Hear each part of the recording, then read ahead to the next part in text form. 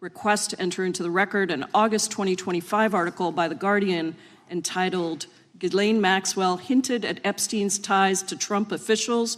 Why wasn't she pressed for names?" stating that Maxwell told Deputy U.S. Attorney Todd Blanche that some of the, quote, cast of characters around Epstein are in Trump's cabinet.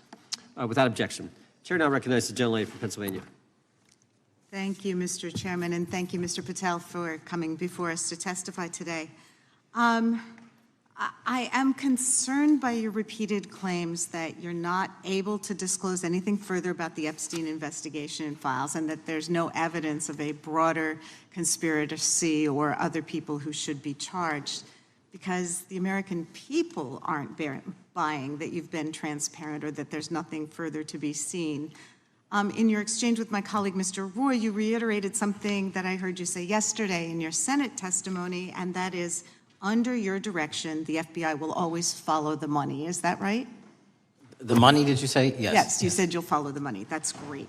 And just now you said you welcome the opportunity to investigate new evidence. So there has been significant recent reporting just in the last couple of weeks that after Jeffrey Epstein was arrested, 4 major banks flagged more than $1.5 billion in suspicious transactions connected to him that suggested a massive conspiracy related to his child sex trafficking activities. Director Patel, has the FBI reviewed the $1.5 billion in suspicious bank transactions flagged to the government relating to Epstein and his co-conspirators? I know the FBI has reviewed numerous SARs. I don't know the totality of that number.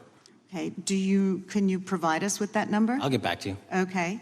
And have you initiated any new investigation of those bank transactions since, say, September 8th, when the new reporting came out? I'll check with the Treasury Department because they're the lead on that. Okay, so Director Patel, how many individuals or entities has the FBI interviewed, subpoenaed, or compelled to testify? Can you give us those numbers with respect to these bank transactions? Not off the top of my head. I'll have to work with Treasury. Okay. We're concerned, you see, because you say you're going after child predators, but obviously this is how you follow the money, is if you follow the bank transactions that apparently enabled the child sex trafficking. Would you agree? It's one of the valuable investigative tools is to follow the money. Okay. Have Jeffrey Epstein's victims have asked us to ask you whether or not you've investigated Epstein's lawyers, the lawyers who facilitated those payments. Have you subpoenaed or questioned any of those lawyers? So in 2018 and 19, what I recollect is many, if not every one of those lawyers was part of the investigation. But you weren't there at that time, right? I wasn't there. Okay. So can you get us the names and the numbers of who was investigated then with respect to those lawyers? As long as I'm allowed to release it, absolutely. Okay. Well, if we provide you with subpoenas, I assume you can release it. Is that right? We have a current subpoena, and we're working with Congress to provide it. Okay. You've said that the Acosta investigation had an original sin. Mm-hmm. What do you mean by that? Basically, if you're looking at an actual pedophile ring, what you should not do is limit the time frame in which you're legally able to collect information. So search warrants that Mr. Acosta utilized in 2006 and 7 leading to the 2008 plea agreement had a very specific narrow window of years, I think 3 or 4 years. And so information pursuant to legal process wasn't collected for 10 years or 15 years or 20 years. It also, subpoenas were not sent out to hundreds of witnesses at the time, hundreds of victims at the time. None of that was done. None of these people were put in grand juries. And so the totality of information from the jump, instead of being this big, was like this. And that, in my opinion, is not how you run an investigation if you're trying to break a sex trafficking ring. So you're now in charge of the FBI. Why haven't you done that investigation?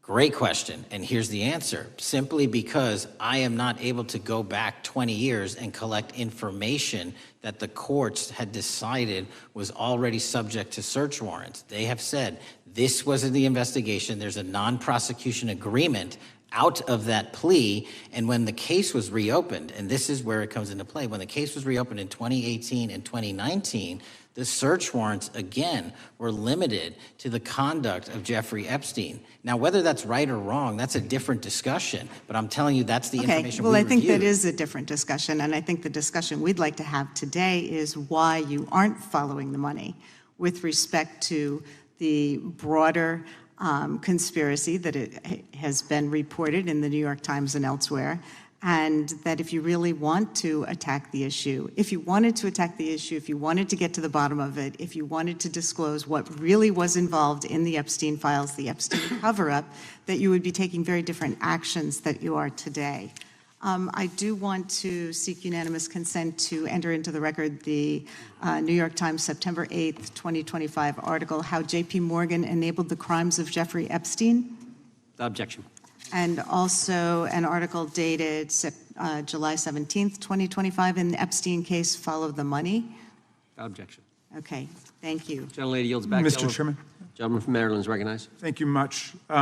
Pursuant to Clause 2K6 of Rule 11, I move that the committee subpoena the CEOs of 4 banks, J.P. Morgan, that's Jamie Dimon, Bank of New York Mellon, Robin Vince, Bank of America, Brian Moynihan, and Deutsche Bank, Christian Sowing, in order to get the suspicious transaction reports. These 4 banks have flagged to the government $1.5 billion in suspicious transactions related to the sex trafficking crimes and conspiracy of Epstein, Maxwell, and all of their collaborators. And as you know, Mr. Chairman, we got the SARS reports for Hunter Biden totaling around $20 million.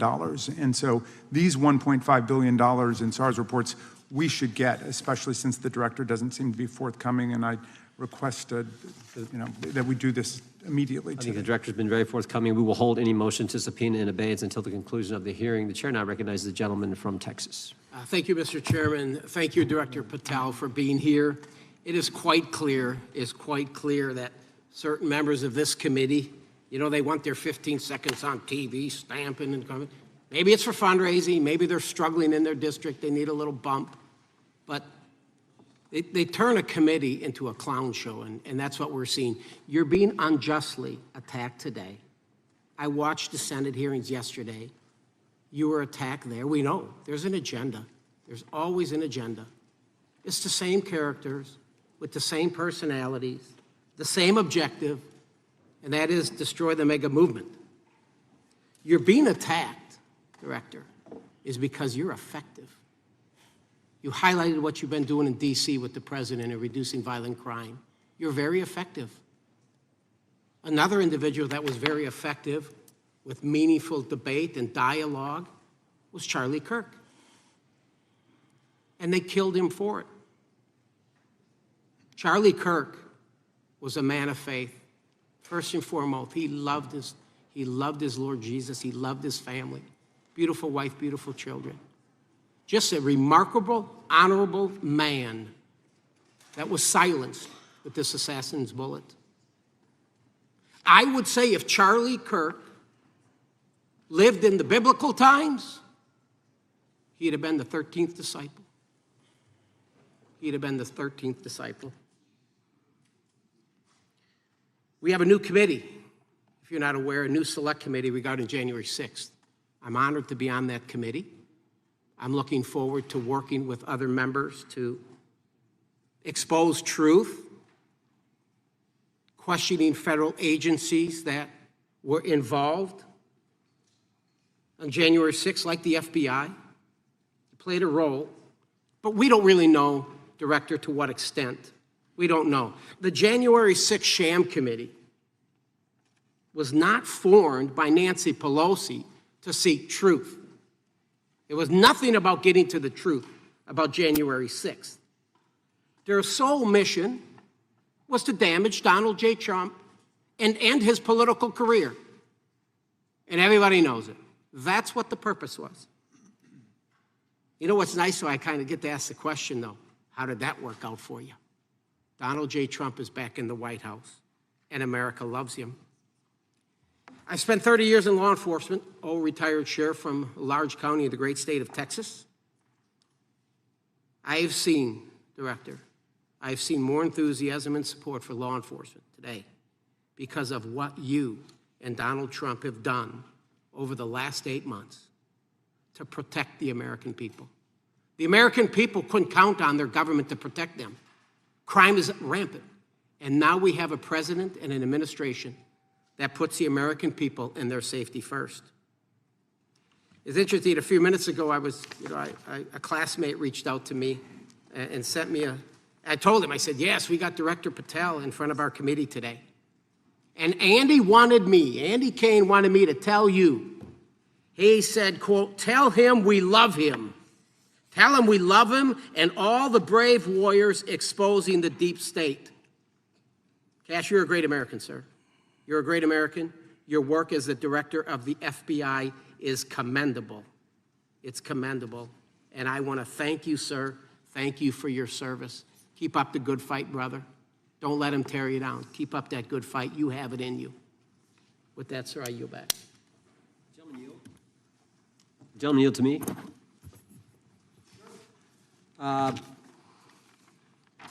Director Patel, there were 26, the gentleman mentioned the select committee, there were 26 confidential human sources at the Capitol on January 6, 2021.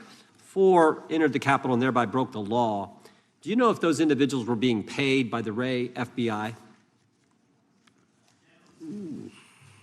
So we've provided 600 pages of documents to this committee alone regarding January 6th. That's 600 pages more than any of my predecessors. Yep. Generally speaking, confidential human sources are always paid by the FBI. That's how it works. I can't speak to the specifics on each one and how much they make. And we appreciate it. We've reviewed some of that material, and you've given us a lot of material that we didn't get from Director Ray. That specific question, I think, is important to the American people. Were people who were confidential human sources of the FBI who broke the law, one was recommended for prosecution, my understanding is, by the information we've received from you. Were they actually paid by the very taxpayers who may have got charged with the same offense? I think that's important for us to understand. I'll get back to you on that. Thank you. Chair now recognizes the gentleman from California. Thank you, Mr. Chair. Welcome, Director Patel. I'm going to focus a little bit on domestic terrorism. We have a graph here, data up to 2021, but as you can tell, domestic terrorism is on the rise. Nation, our citizens under threat. We saw the assassination of Charlie Kirk, 2 assassination attempts on the president, school shooting, Minnesota last month, and closer to home, just a couple of days ago, Huntington Beach, peaceful vigil for Charlie Kirk, infiltrated by neo-Nazis who essentially made the local individuals attending that event fear for their safety. All of us know that a lot of these domestic attacks are by lone wolves, but yet they do leave clues, social media or elsewhere. Director Patel, you're it. You're the thin blue line. The FBI, your job to protect our citizens back home from those that would harm us. You have to find the needle in the haystack. Takes a lot of work, a lot of resources. Talking to my local sheriff this morning, who said they're concerned. Federal cuts to local grants that help them do the job. Then, of course, let's not forget about other threats that are coming before us, like high-tech fraud. Local senior recently was talking to me about a text she had gotten, a demand by the IRS to send a payment immediately, or the IRS agents were on their way to arrest this individual. Pretty gutsy stuff by folks probably from Europe, North Korea, Russia, China, people, okay, going after those precious savings our senior citizens rely on. Yet the president's proposing a budget cut of $500 million or more to your organization, the FBI. You've said that that'll essentially equate to about 1,300 less jobs at the FBI. So I'm going to ask you essentially, what is it that we can do to help you do your job? Little concerned. Friday Night Lights. One of the events I love to do on Friday nights, go to the local high school football game. sit there at the stadium and you always say, what if? What if? You're the thin blue line. Can you do your job cutting $500 million from your budget? Thank you, sir. I think we are doing our job, and the distinction is with the budget that we have, we are flexing more resources to the field. California is receiving the largest FBI plus-up of any state in the union due to that plus-up. They're not getting a reduction. No state is getting a reduction. Every state is getting a plus-up. And so I'm utilizing the money that we have to first plus it up. And the empty vacancies that we have, those haven't been filled in years, not under my leadership. Here's my concern. You're going to do well. You're doing more with less, is what you're saying. Yet we're about to vote on a budget that has $88 million more to protect members of Congress, the executive branch, and the Supreme Court. There's a contradiction here. Back on Main Street, we're saying you can do more with less, you can protect them with less money, yet here in Washington, we're saying we need more money to protect members of Congress. It's a little contradiction here. Or maybe, sir, you ought to talk to leadership about coming in with your management style to protect the Supreme Court, Congress, and the administration. Otherwise, it's essentially a hypocritical situation. We need more protection, yet folks on Main Street can do with less. My concern is folks on Main Street. We also were, I think we received over $300 million in the big, beautiful bill, and we're also receiving pots of money from our interagency, so this sort of $500 million cut isn't entirely accurate. You're still getting cut $200 million plus. You're still moving your agents to do ICE work, so you are leaving a lot of bases uncovered. And I'm not going to be argumentative with you, Director Patel.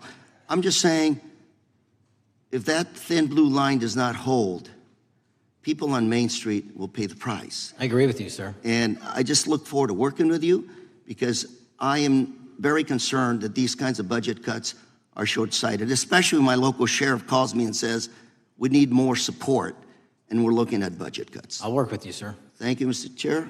I yield time. Mr. Chairman, I have another unanimous consent request. The gentleman yields back. The gentleman from New York is recognized for unanimous consent. I seek to introduce a December 2024 OIG report from the Department of Justice, which confirms the conclusion of the Bill Barr Justice Department that the so-called whistleblower, a disgruntled former employee of the Intelligence Committee, was not a credible witness and there were no further actions taken. Without objection. Mr. Chair, I'd like to submit some items for the record. You bet. Gentleman from California. First one, Trump's deportation diverts FBI agents off child predator cases.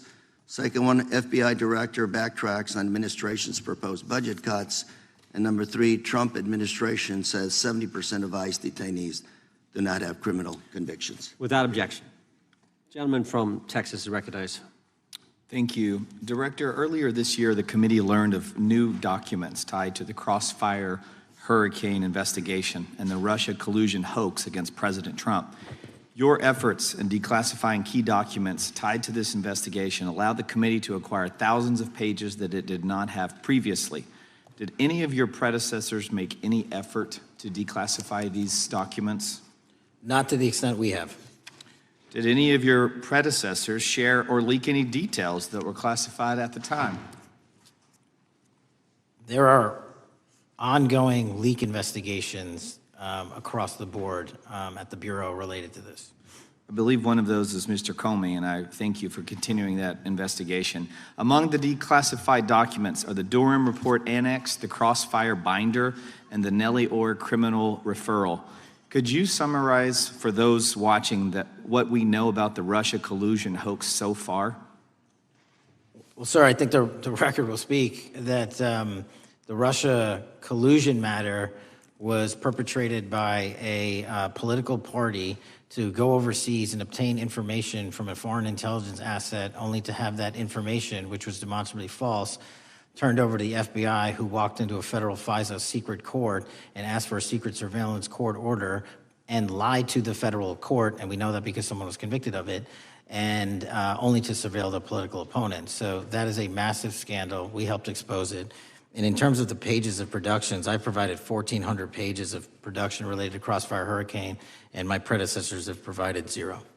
I appreciate that, and I appreciate your courage and commitment to declassifying these important documents for our review, and hope that you'll continue with this commitment. Can we expect to see more declassification efforts regarding the Crossfire Hurricane and Russia collusion hoax? Yes. Thank you. I yield the remaining balance of my time to Chairman Jordan. Oh, I thank the gentleman for yielding. And Director, that's when it all started, right? The whole Russia, that's when it all began. And then it was Mueller, then it was impeachment, then it was Jack Smith and Fonnie Willis and Alvin Bragg and you name it. But it all started then. And that's why I think the gentleman from Texas wants to make sure we get all the information there. And I want to go back to when it was changed. We talked about this earlier. I just want to read to you what the CIA officer said to the House Permanent Select Committee on Intelligence, quote, Brennan refused to remove the dossier, and when confronted with the dossier's main flaws, he responded, yes, but doesn't it ring true? So that's what he initially said.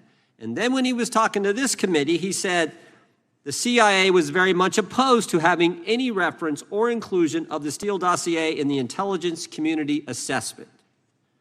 So on one hand, you got a witness who was there who said he refused to remove it even though he knew it was garbage. And then he's, on the other hand, telling the committee, no, we didn't want anything to do with it. It shouldn't have been a part of the intelligence community assessment, which we know it was. You know it was. You found that. Those are two entirely different stories.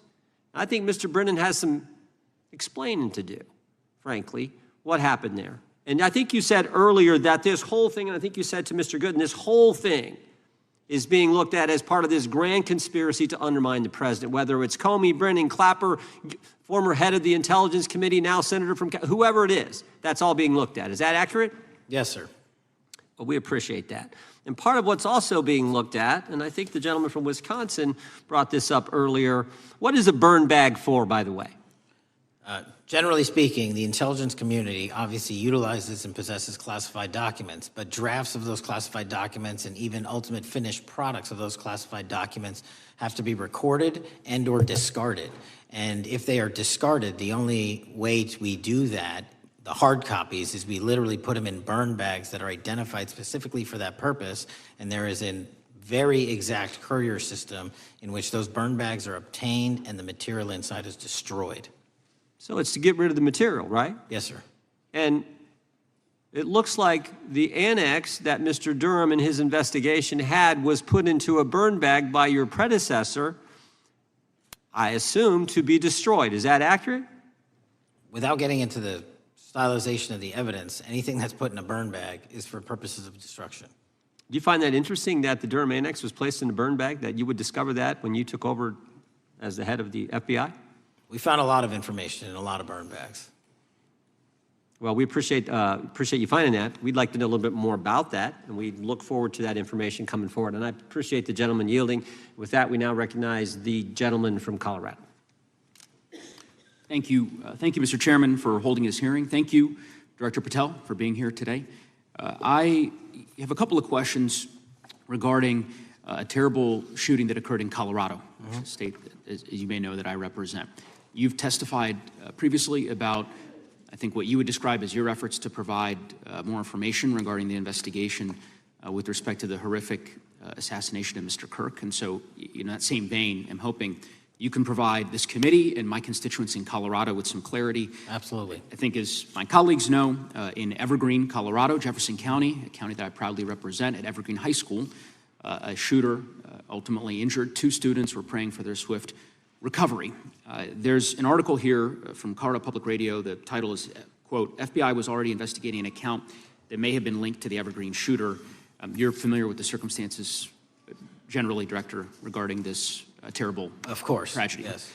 So my understanding from the public reporting is that an organization reported to the FBI in July of this year regarding, just reading here from the article, that the FBI opened an assessment into a social media account user whose identity was unknown and who was discussing the planning of a mass shooting with threats nonspecific in nature. This is the FBI's statement to the press. And that the FBI continued to work this assessment investigation to identify the name and location of the user up until September 10th, 2025, which was the day of the tragedy.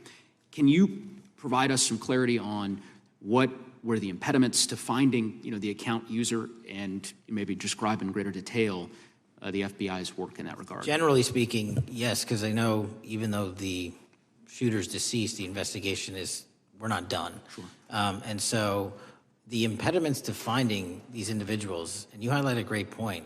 We had 2 huge tragedies in the span of days in this country. The school shooting in Evergreen, Colorado being one of them. And proactively going out onto these social media platforms, which are so large, is our biggest impediment. And we need to rely on the service providers. There's actual legislation, I can't remember the name of it, that's up for renewal, which will, and I think at the end of the month, which gives service providers the ability to report that information in from their end without liability. We need that to continue, because while the FBI has so many people and the police are great at doing it, there's just too many platforms to cover down on.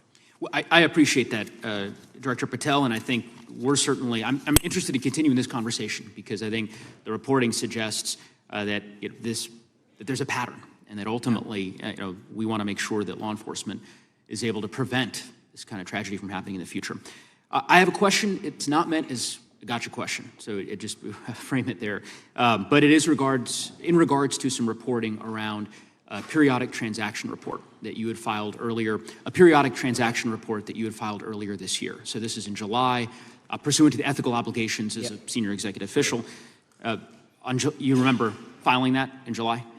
Yes. Yeah, so in that report, as best as I can surmise, you disclosed that you divested $100,000 or more in a variety of different stocks, which I presume was pursuant to the ethics agreement that you negotiated with the Department of Justice. In that same report, there's a disclosure regarding purchases of two different transactions. So between $15,000 to $50,000 in a national coffee house chain, and between $50,000 to $100,000 in a semiconductor company on May 9th and May 12th. Are those transactions that you're doing personally, or are these through a stockbroker, or are these transactions that you're handling yourself? So how they happen is I submit proposals under DOJ guidance to say, hey, I would like to trade this or that, and they run their review, and the FBI runs a review, and then they come back and say yes or no, and then I make the transaction. Is there a reason that you decided to make the purchases into those two companies? Generally speaking, before I got this job, I was, trading stocks, but not a lot like most people, and I just follow certain industries, and I thought they would be a good investment. So the reason why I ask, right, because you had divested in other companies, and I presume that wasn't because there were actual conflicts. It's just that you wanted to avoid an appearance of impropriety. It was both. Both, but not all of the companies were conflicts. Whatever they make divested from. I don't make the call, they make the call. Sure. Yeah. I guess my point would be, the reason why I ask is, why I said it's not a gotcha question, I have for years led an effort here in Congress to try to ban members of Congress, senior executive officials, from trading stocks. And it's bipartisan in nature. We're working really hard to get that done, Republicans and Democrats. And you can understand, I think, given your role, given the nature of the position that you hold as the leader of the largest law enforcement agency in our country, that divesting entirely, not doing day trading now, I think would be something that would be in the interest of the American people. So I just would hope you would consider that, and that moving forward, that perhaps not purchasing stocks in individual companies, I would think would be something that would be worth pursuing. Gentleman's time is... I'm happy to give the witness an opportunity to... No, thank you. I'll work with you on it. Gentleman from Alabama is recognized. Thank you, Mr. Chairman. Thank you, Director Patel, for being here today. Newly declassified documents confirm that the intelligence community under President Barack Obama knowingly relied on unverified and fraudulent evidence to manufacture a false claim that Russia, in fact, meddled in the 2016 election. Is there more to be done to uncover the depths and origins of the Russian collusion hoax? There is, and we're doing it. Why should Americans still care about that, Director Patel? Everybody wants to talk about a weaponized bureaucracy.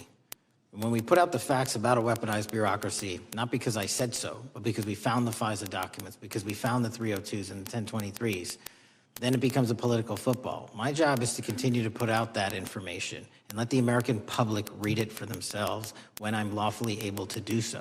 And that's been my commitment on any subject, Russiagate or otherwise. Wherever the law allows me to do it, I will do it. You know, when I first came in 2020, the number one concern as I was doing town halls was the weaponization of the government against the American citizen. And so are there things that you're doing, structural reforms that implementing so that the FBI cannot be weaponized again, whether it's against President Trump or future elected presidents? Well, it shouldn't be weaponized against anyone. And the structural reform is simple. If you're going to go after a political individual or someone seeking political office, there has to be a grounded basis in law and fact to open up a criminal investigation. And if there's not, the investigation isn't even opened. And I've also gone back and reviewed other cases that were opened in prior administrations related to public officials. And we've closed a number of them because we felt that some of these actions were weaponized on either side of the aisle. I felt it wholly inappropriate for the FBI to be playing umpire and referee amongst these decision makers when there was no factual or legal basis to continue those investigations, so I shut them down. And I think that's so desperately needed because we need to restore trust in law enforcement and certainly in the DOJ and the FBI so that the American people don't fear the very government that's supposed to protect them. And so thank you for doing that. On August 11th, you released to the committee documents concerning leak investigations that began in 2017. Do you believe these leaks were accidental or were they intentional in order to influence public opinion against President Trump? When I can publicly make a final decision on that, either through a recommendation of charging that the DOJ makes or findings that I have, I'm able to do so, but they're still not complete. Why did the FBI under Director Comey want to undermine the Trump administration? I don't know, you'll have to ask him. Think it might have been political? How will Director Comey be held accountable for his leaks and classified information concerning the Russian collusion hoax? Well, anyone. Doesn't matter what you did before or what seat you were in. If you leak classified information, that's illegal. And we will investigate it fully. And if we can bring enough evidence to recommend charges to the Department of Justice, we will. But as you know, in these leak investigations, it's very difficult to produce the information necessary. We know leaks happen. They literally happen every week. It's one of the most destructive things to this country. Media receives classified information beneficial to one side or the other. I'm a fan of none of it, and I want to shut all of it down. And we need to bring some real cases to deter individuals from doing that, and that's my focus. What was Comey's role in creating the ICA? You know, speaking from my memory, as the head of the FBI, he was charged under then Director Brennan and Director Clapper and the other IC elements to come in with the NSA, CIA, FBI, and ODNI and put together a collection of information on how the information sort of surrounding Russiagate came together. So he represented the FBI in that. Was former Director of CIA, John Brennan, he's denied that the Steele dossier was used in creating the ICA. Is that true? Well, it's, without commenting on him, the FISA has been released, and the dossier was in the FISA. It was in 4 FISAs. So I'll let the public decide. Well, former Director Brennan actually denied repeatedly that he pushed for the Steele dossier to be included in the ICA. Is that true? Denied. I'll let his testimony speak for itself, but then Deputy Director Andy McCabe also testified to the House Intelligence Committee, which has now been declassified, that were there no Steele dossier, there would have been no FISA. Well, my time's getting close, but let me tell you this, sir, and well, my colleague from Texas said, thank you for the job you're doing. You're making the American people safe. You're restoring trust in these agencies that so many of us had lost trust in. So thank you for the work you're doing. That thin blue line, you're doing a fine job, and we want to let you know we appreciate it. Thank you. God bless you. Lady from California is recognized. Thank you, Mr. Chair, and thank you, Director, for coming here today. And actually, thank you for your response to my colleague from New York who asked you earlier about violent extremism. And you said that there is violent extreme ideology on both sides. And I think you actually alluded to that same statement yesterday in the Senate. So I too have some questions I'd like to ask you. These are not gotcha questions, and just deny, please, what you deem to be false. So Dylan Roof, who followed white supremacist propaganda, murdered 9 black parishioners in Charleston in 2015. Do you deny this? I'm sorry, Dylan Ruth? Roof? Roof, can you give me some more information? You're head of the FBI, you probably know this. If you don't know, that's fine. If you can give me a reminder, I've got a lot in front of me. It was national news. Robert Bowers murdered 11 Jewish worshipers in Pittsburgh in 2018. I do remember that. And it was the deadliest anti-Semitic attack. So do you admit that that happened? I'm not saying the other thing didn't happen. I'm just asking for a little information. Patrick Cruces, who posted a manifesto about a Hispanic invasion, walked into a Walmart in El Paso, Texas in 2019 and began firing. He murdered 23 people that day, and the youngest was 15. Do you admit or deny that that happened? I'll take your presentation as accurate. All right, well, I have to say all of these cases have been adjudicated. As I said, they are not gotcha questions. These incidents were national news. And as director of the FBI, you have access to all of this information. So in 2022, Peyton Grendon walked into a supermarket in a black neighborhood in Buffalo, New York, and started shooting. He murdered 10 people that day. And on September 10th, your friend Charlie Kirk was assassinated. Tyler Robinson has been taken into custody and charged, but also on that day, Desmond Holley, a 16-year-old white male, shot and injured 2 students at a high school in Colorado before killing himself. And according to the Anti-Defamation League, he had a fascination with mass shootings and white supremacy. So do you admit to, deny these facts? Those happened. Okay. Your predecessor, former FBI Director Christopher Wray, said that one of the most dangerous concerns is that racially motivated violent extremism, especially white supremacists, has been the biggest chunk of our domestic terrorism cases and is responsible for the most lethal attacks over the last decade. Do you admit or deny, A, that he said this? I'll let the record reflect that. Whatever he said was what he said. All right, and do you agree? That there is racially motivated crimes being committed in America, yes. Yes, especially white supremacists, which is the biggest chunk of our domestic terrorism. I'm glad that you said this. So last week, President Trump was asked if there were extremists on both the left and the right. He was actually asked this by Fox and Friends, and his exact words were, "I'll tell you something that's going to get me in trouble, but I couldn't care less. The radicals on the right oftentimes are radical because they don't want to see crime. The radicals on the left are the problem, and they're vicious, and they're horrible, and they're politically savvy." Do you agree with the president? I don't speak for the president. The president speaks for himself. Do you agree with the president? I don't. On what matter? On the question that I just asked, do you agree with his statement about the radical left? That there's ideology that's driving violence on both sides? Yes, that's what he acknowledged. No, he didn't. He didn't. But I'm glad that you're saying that and actually creating some separation between you and the president. And I'm glad that you That's literally are not what happened. He said acknowledging both. that there is violent extremism on both sides. What's interesting is that the research arm of the Department of Justice, the National Institute of Justice, do you know what that is? I'm familiar with them. Okay, great. It is the research arm of the Department of Justice, and it published an article in 2024 devoted to domestic radicalization, violent extremism, and terrorism.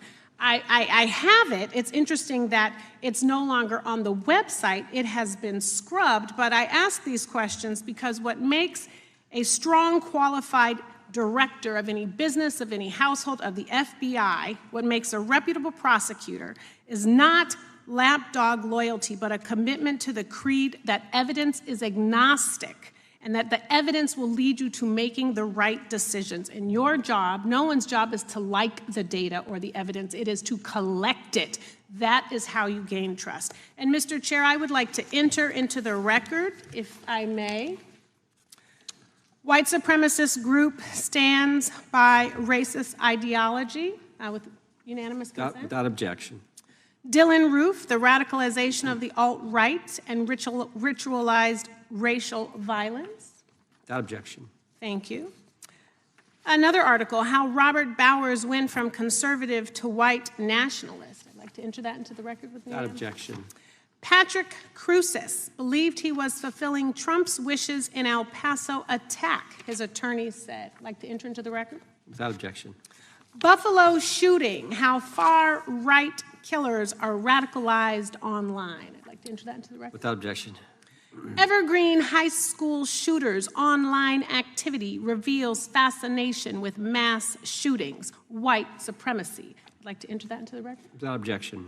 Murder and Extremism in the United States in 2024, a report by the Anti-Defamation League. I'd like to enter that into Without the record. objection.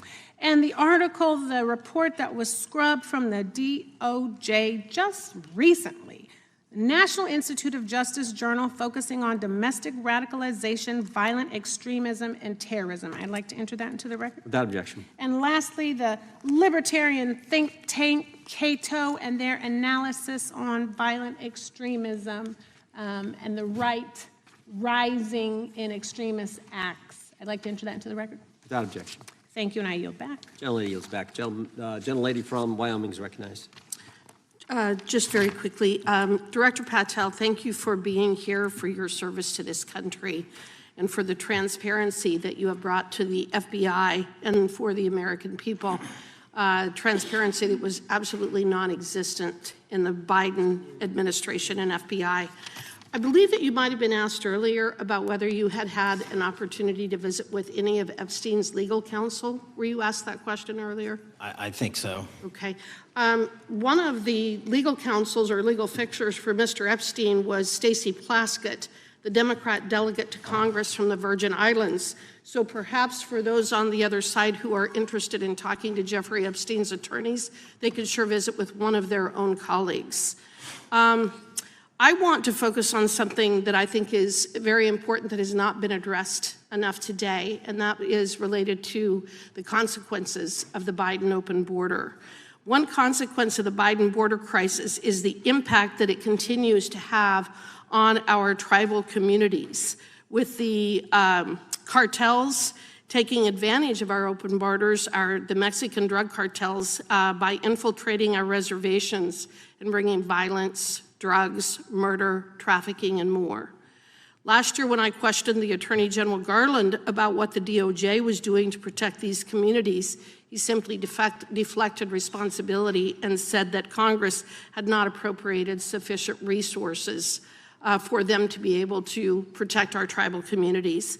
Mr. Patel, what is the Trump FBI doing to counter the drug cartel infiltration and other violent crime targeting our Native American communities? Thank you. It only took more than half of this proceeding to talk about one of the priorities that the FBI has, which is crimes on tribal lands. Every single crime that we have been talking about, whether it's child predators, human trafficking, narco traffickers, murder, they all happen on tribal lands as well. And I've said since the beginning, it is a priority, which is why we launched Operation Not Forgotten on tribal lands. And I'm the first FBI director to meet with the staff and tribal leaders here in Washington, D.C. and elsewhere, and invited them into my office and headquarters to see them, because I need engagement with tribal leadership, and I need our police and FBI agents to be engaging with tribal leadership. Otherwise, we're not going to break through. We have 1,900 Indian country cases open right now. We've got 600 indictments this year alone. We cannot forget tribal lands. Every single one of those people lives in the United States of America, and it is an absolute priority to protect them and their children just as it is anyone else. So I think it's fair to say that what Mary Garland testified to, that the FBI and DOJ did not have the resources to address that. I think that that was an absolutely false statement. Would you agree with me? It's a decision by him not to do so. That's not my decision. At the end of August, the U.S. Attorney and FBI announced that nearly 100 personnel representing members of the Safe Trails Task Force operated near Wyoming's Wind River Reservation to assist with reducing drug trafficking and illegal guns. Director Patel, you have routinely stated that it is your mission to partner with and strengthen local and state law enforcement partners. How does the task force and other FBI efforts bring tribal law enforcement into this process? The major problem with tribal lands is the sheer tyranny of geography and the amount of coverage that they have on land versus the personnel they have to do it. So what we've done is constantly surge resources to tribal lands across this country on a 30, 60, 90-day rotating basis, reporting back to us saying who needs more. And what we found is that most of these lands can be assisted by our counter-UAS program, our drone capabilities, and we're going to do it because what's happening is the Mexican drug cartels are literally flying overhead, dropping their cargo, their narcotics onto this land where no one's looking, and then it's being disseminated to children, to youth, to adults on that land and killing them. And we got to stop it before it gets dropped off.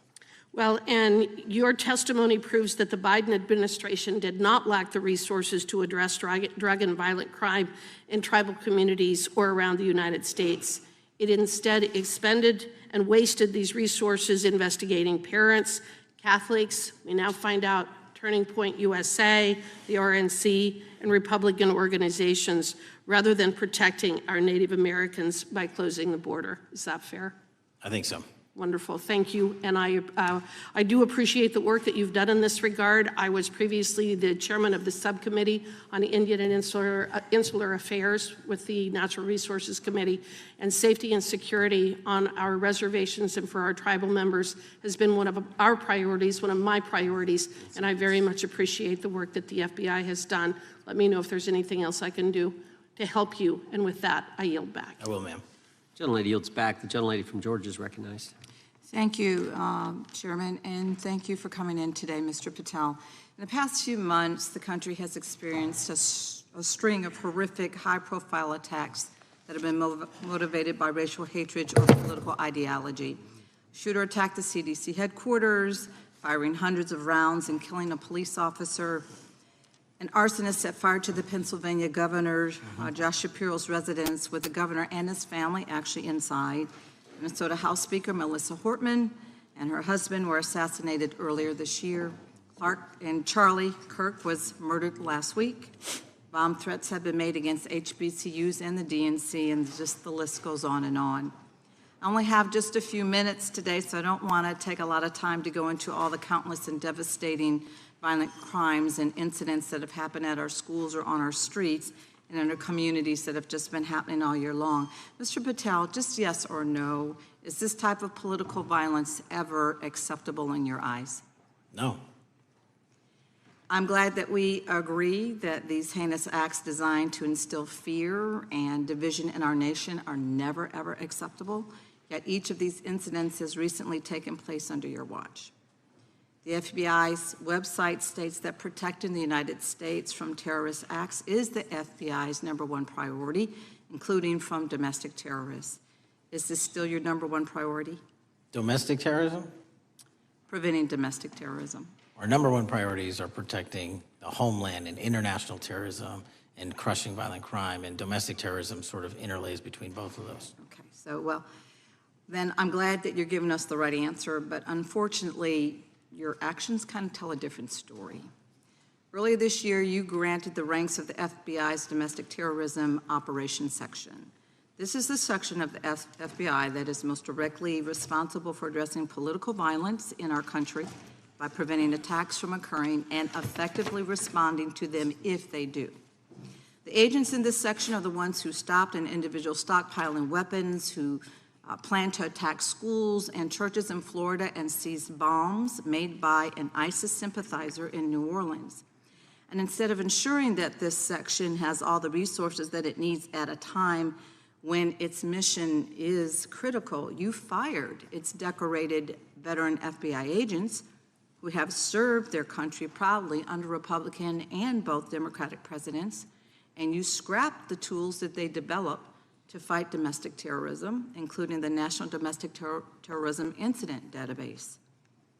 I mean, most of that is just not true. We have 1,700 current DT managed programs. We're up 300% in the amount of cases we brought against nihilistic, violent extremists, including 764, wishing to harm our children. The FBI and the men and women are getting after that problem set more than ever because I've unleashed them to do so. And any situation that these tragic occurrences across the country are somehow singularly my fault or disgusting because that watershed goes Mr. down to the Patel, men I'm and going to women at the reclaim my time. FBI, Mr. Patel, and I'm they gonna are not reclaim my time. responsible Mr. for it. Chairman, I'm I'd happy like to to work enter with a you unanimous to consent- get them what they Gentlelady, need. Consent gentlelady request. controls the time.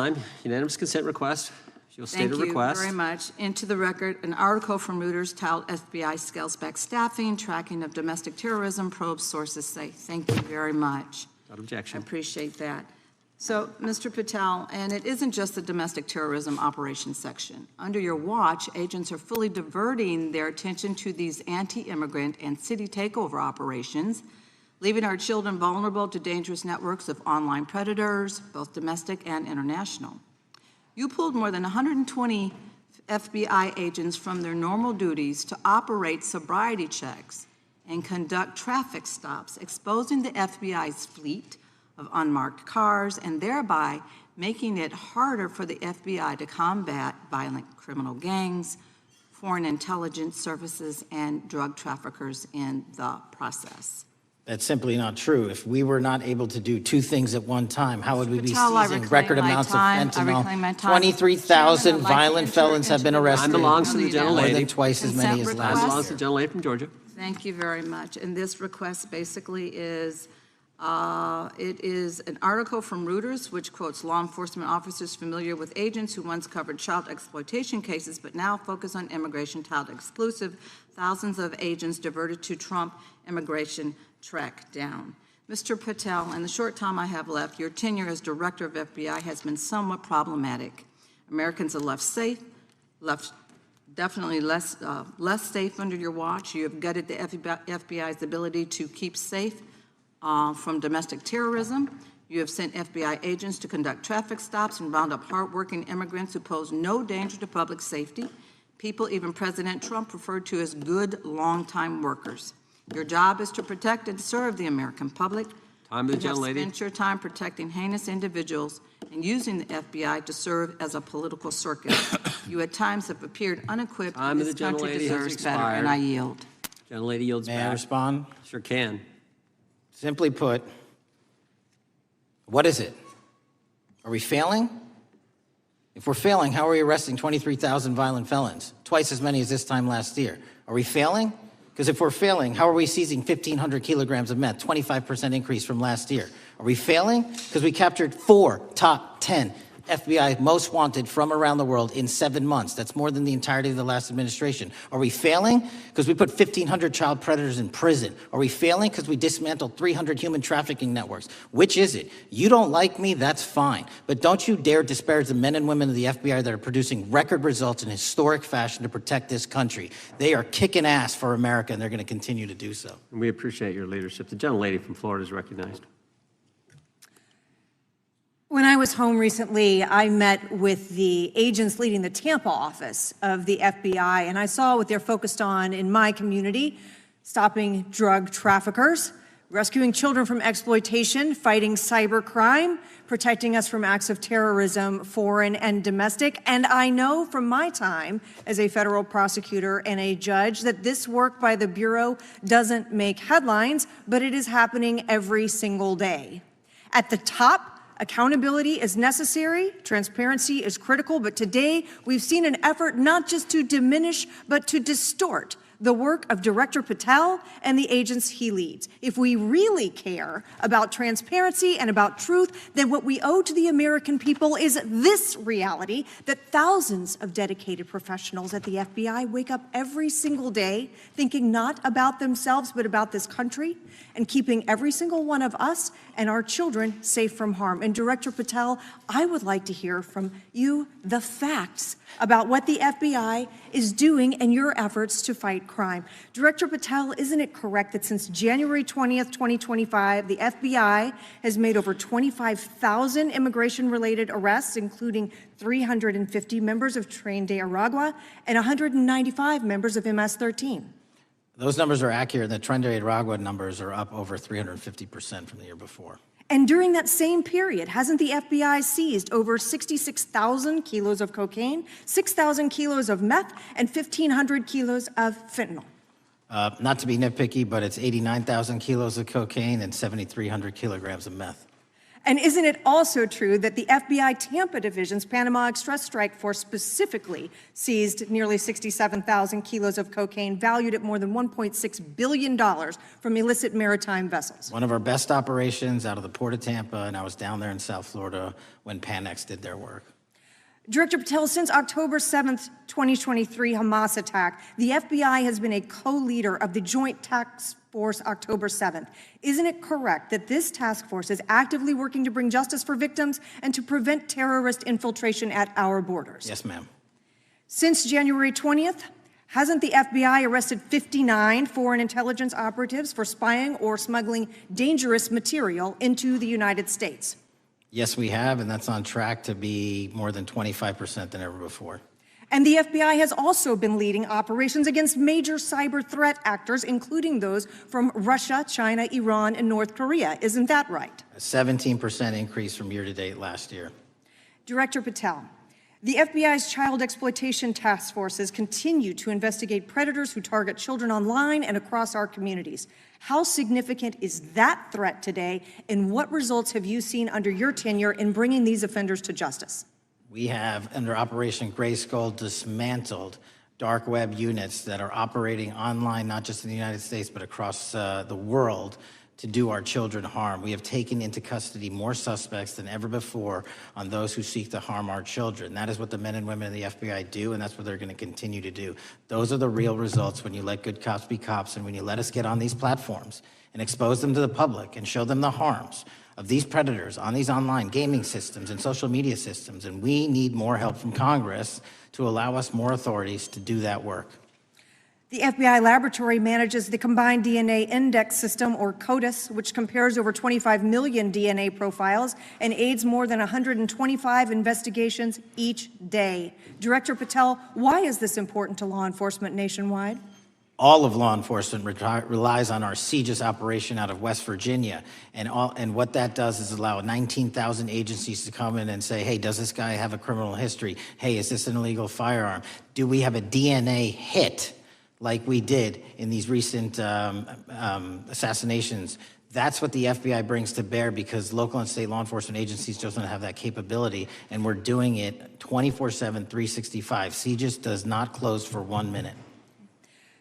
In your testimony, you noted that the FBI has ongoing counterintelligence investigations into China, Iran, and Russia across all 55 field offices. Why is it essential to maintain that scope of coverage, and what success can you point to in disrupting nation-state actors? Our biggest threats involving nation-state actors are the PRC, Russia, and China, and they are up 33%, 83%, and 60% respectively in arrests alone this year. Those nation-state actors wish to do harm in our infrastructure, our critical infrastructure system, our energy, our water supply, and also go after and target individuals and senior citizens and take their money through online pig butchering schemes, which we've exposed in Cambodia by way of the CCP. This is groundbreaking work that the American public should be seeing that their FBI is doing, and I'm happy to have the opportunity to report on it. Thank you, Director Patel. I yield back. Gentlelady yields back. The gentlelady from Mr. Chairman, I have a couple. Unanimous consent? Thank you so much. I appreciate it. In response to Mr. Mattel's making the remarks that, that maybe our colleagues are disparaging the men and women of the FBI, I'd like to enter the record 3 unanimous consent requests. One is entitled FBI Using Polygraphs to Test Officials' Loyalty. The second is Kash Patel knowingly broke law when firing top officials, lawsuit alleges, published by NBC. And the third is FBI forces out more leaders, including ex-director who fought Trump, demand for January 6 agents' names. Without objection. Thank you. Gentlelady from Vermont's recognized. Thank you, Mr. Chair. Director Patel, thank you for being with us today. Appreciate your time. Let me say at the top, political violence should have no place in this country, and I strongly, unequivocally condemn the killing of Charlie Kirk last week. And this is exactly the kind of case that warrants a swift and thorough investigation by the FBI. What shouldn't be happening, however, is this administration's seeming attempt to exploit Mr. Kirk's death within minutes of this horrible, horrible assassination, dividing us even further without knowing enough about the killer's complicated, confused political ideology and the extent of his motivation. And this week, Vice President Vance claimed that this is, quote, an extremely destructive movement of left-wing extremism, and said that, quote, it's part of the reason why Charlie was killed. He pledged to go after organizations on the left. But Director Patel, it was just 3 months ago that Melissa Hortman, the Minnesota House Speaker and her husband, Mark, were shot to death in their home in the middle of the night by a self-identified right-wing extremist and Trump supporter. When that assassination happened, the FBI released a written statement denouncing the killings and pledging to hold the killer accountable. And I thank the Bureau for that. It was clear, concise, to the point.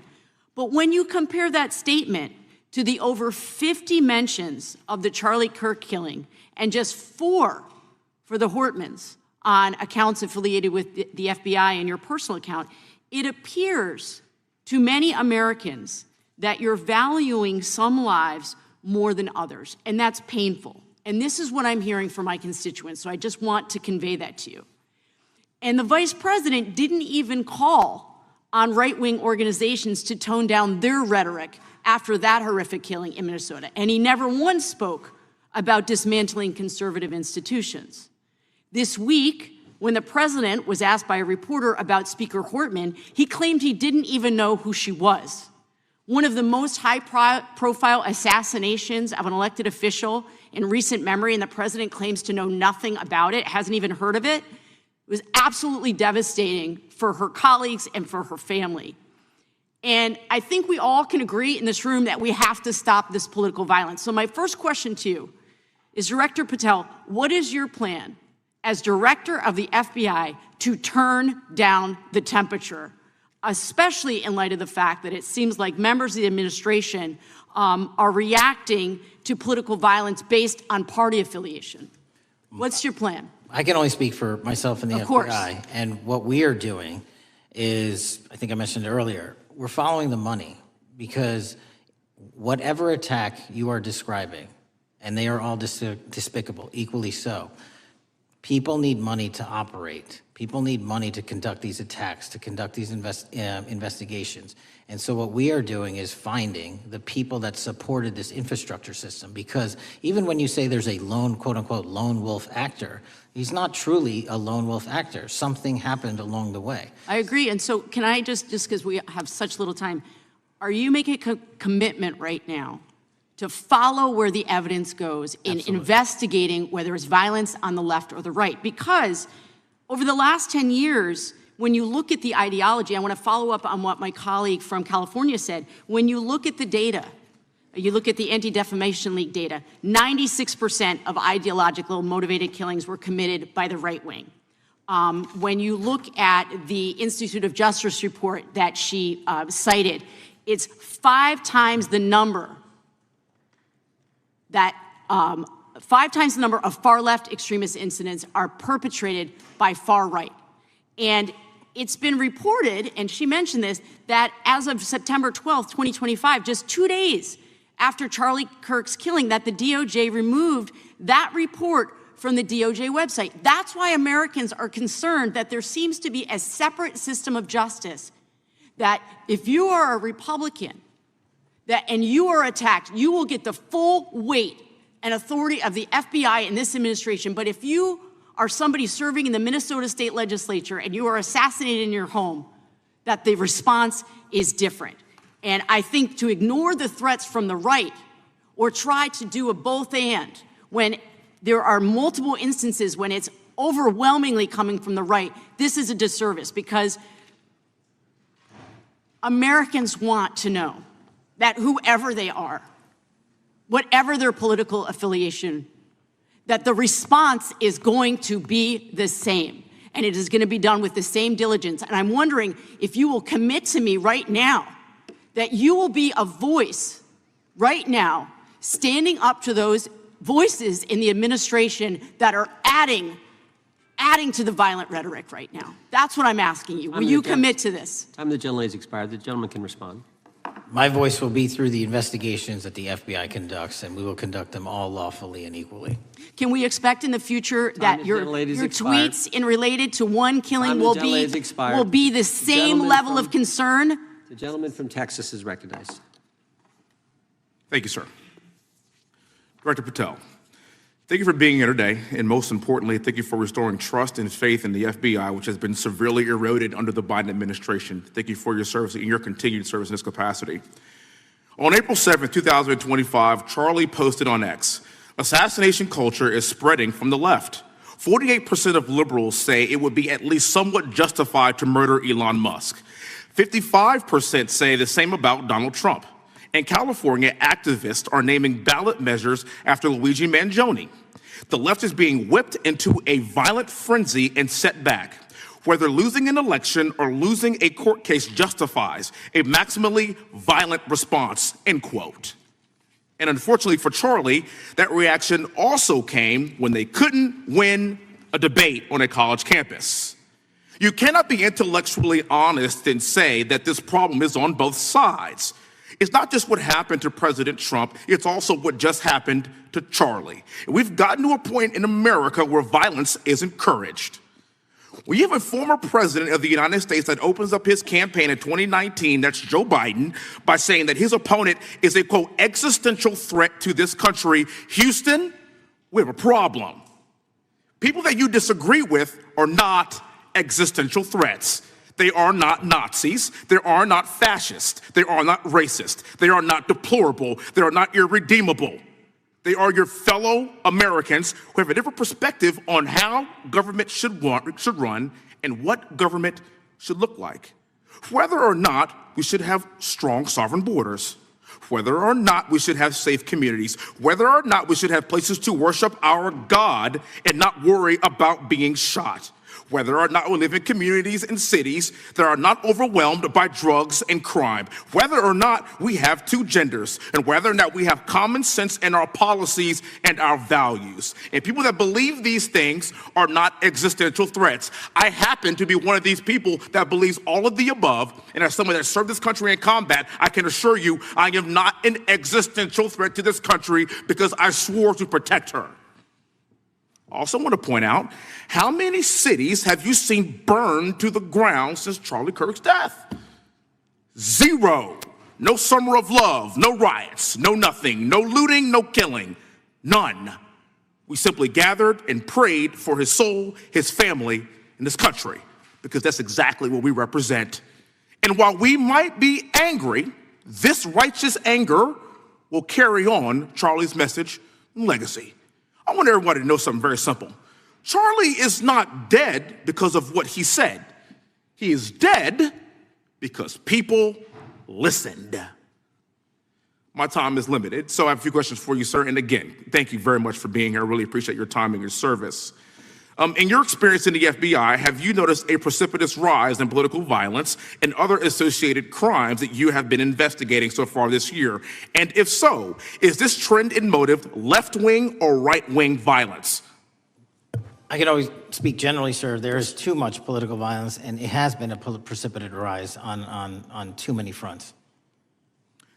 How do we solve this? We solve this by giving the FBI more authorities to go into and work with the private sector. There are too many online platforms. There are too many social media platforms. There are too many gaming platforms. There are too many places for people from America and around the world to get together without their parents knowing anything about it, without their school teachers knowing anything about it, and infesting the minds of our children and infecting them with radical ideology, and that is the root cause of these problems, and we must tackle it. It is not a 1950s America anymore. In 2025, the cyberspace needs to be tackled. Thank you. Switching gears, when your predecessor sat right there in that seat a couple of years, last year in a committee hearing, I asked him a very detailed question about Matthew Thomas Crooks, the shooter responsible for the assassination attempt on President Trump's life. I didn't get an answer from Chris Wray that day, and I submitted written questions to the FBI and into the record of this committee, and I want to resubmit those questions today because I think we are still awaiting answers to those questions. So, Mr. Chairman, I'd like to submit some for the record, please. I'd like to ask you, sir, and the FBI, under your leadership, would you please respond to these questions, and can you commit to doing that? As soon as the trial's over. Thank you very much. I will end with this. Charlie Kirk is not dead because of what he said. Charlie Kirk is dead because people listened. He set up a tent that said, "Prove me wrong," and exercised his First Amendment right. That's all he did. And we will continue to do so in this country in order to preserve this constitutional republic. And with that, I yield back. Thank you. Gentleman yields back. The gentleman from Florida is recognized. Thank you, Mr. Chairman. before I begin, I want to caution my colleagues on, one-sided violence in this country. We just heard that there were no riots on the right. We're literally sitting in the building where there was a giant riot by supporters of the president, the right. We also heard that only leftists, have said that Trump is a Nazi. In 2016, the current vice president of the United States said, Trump is either a cynical asshole or he's America's Hitler. And so this is the problem. I don't want to have to say this garbage, but you want me to sit here and get painted with one brush, the whole left. No, there are extremes on the left, and there are extremes on the right. And we collectively should tackle that. But to come here and just look at us and say we all support what's going on in the extremes is why we can't solve anything in this building. Director, let me say first, thank you for being here, and my condolences on the loss of your friend. And I'm happy to hear that you want to do more on the social media platforms. It's crazy what's going on the social media platforms. There are so many conspiracy theories on what's going on with Charlie Kirk. Israel assassinated him, right? There are conspiracy theories about your personal social life all day. It is totally rampant. Big names on the right, Candace Owens, right? Talking about how what's been released as far as the dialogue between the perpetrator and his roommate is manufactured by the FBI, manufactured by the administration. It is totally rampant, allowing foreign governments to just perpetrate these platforms, all of these bots, all of the time to weaponize Americans. You see what's going on here? This is a byproduct of all of that. What's going on in the streets is a byproduct of all of that. What's happening is you see people celebrate Luigi Mangione is a byproduct of all of that. And so if we want to do something, then we should talk about Section 230. We should talk about how we're going to make sure that we don't let foreign governments poison our children's mind. And so I will work with you on that, Director. I'll work with you on 230 any day. No problem. So now, that was the good part. I want to take your attention back a second, okay? Breaking news. Kash Patel is nominated to be the FBI director. Dan Bongino is nominated to be the number 2 at the FBI. MAGA celebrates, rejoices, bells are ringing out. The team, Patel, Bongino, that sought out every podcast microphone to talk about the Epstein list. The names are finally going to get released. It begins. They produce white binders. Phase 1 with the podcasters. This is not actually one of them, of course. I made this. Your name's on it, right? And the names are going to come out. Pam Bondi says the list is on her desk. Then a memo comes out all of a sudden and says, there's no list. Oh, no phase 2. Phase 2 binders never happen. You said the conspiracy theories around Epstein just aren't true. They never have been. And yesterday, in an answer to Senator Kennedy, you said the FBI is not in possession of any credible evidence that Epstein trafficked girls to anyone but himself. So according to your testimony yesterday and in this committee, according to the evidence the FBI has, the number of names on the list are 0. No, zero. The index has been released, and the number of people involved in that trafficking operation were charged in 2018. Other than Epstein and Ghislaine Maxwell, your testimony in the Senate and here is that according to the evidence you have, the number of other names is 0. That were charged based on credible evidence. Well, who are the other names? Give me the other names that weren't charged. We are not releasing the names of anyone because the Department of Justice never does that, of anyone that didn't have any credible information to attack them. Let me move forward.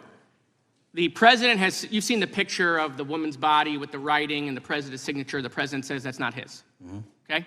President says it's not his. The Republican colleagues say it's not his. The administration say it's not his.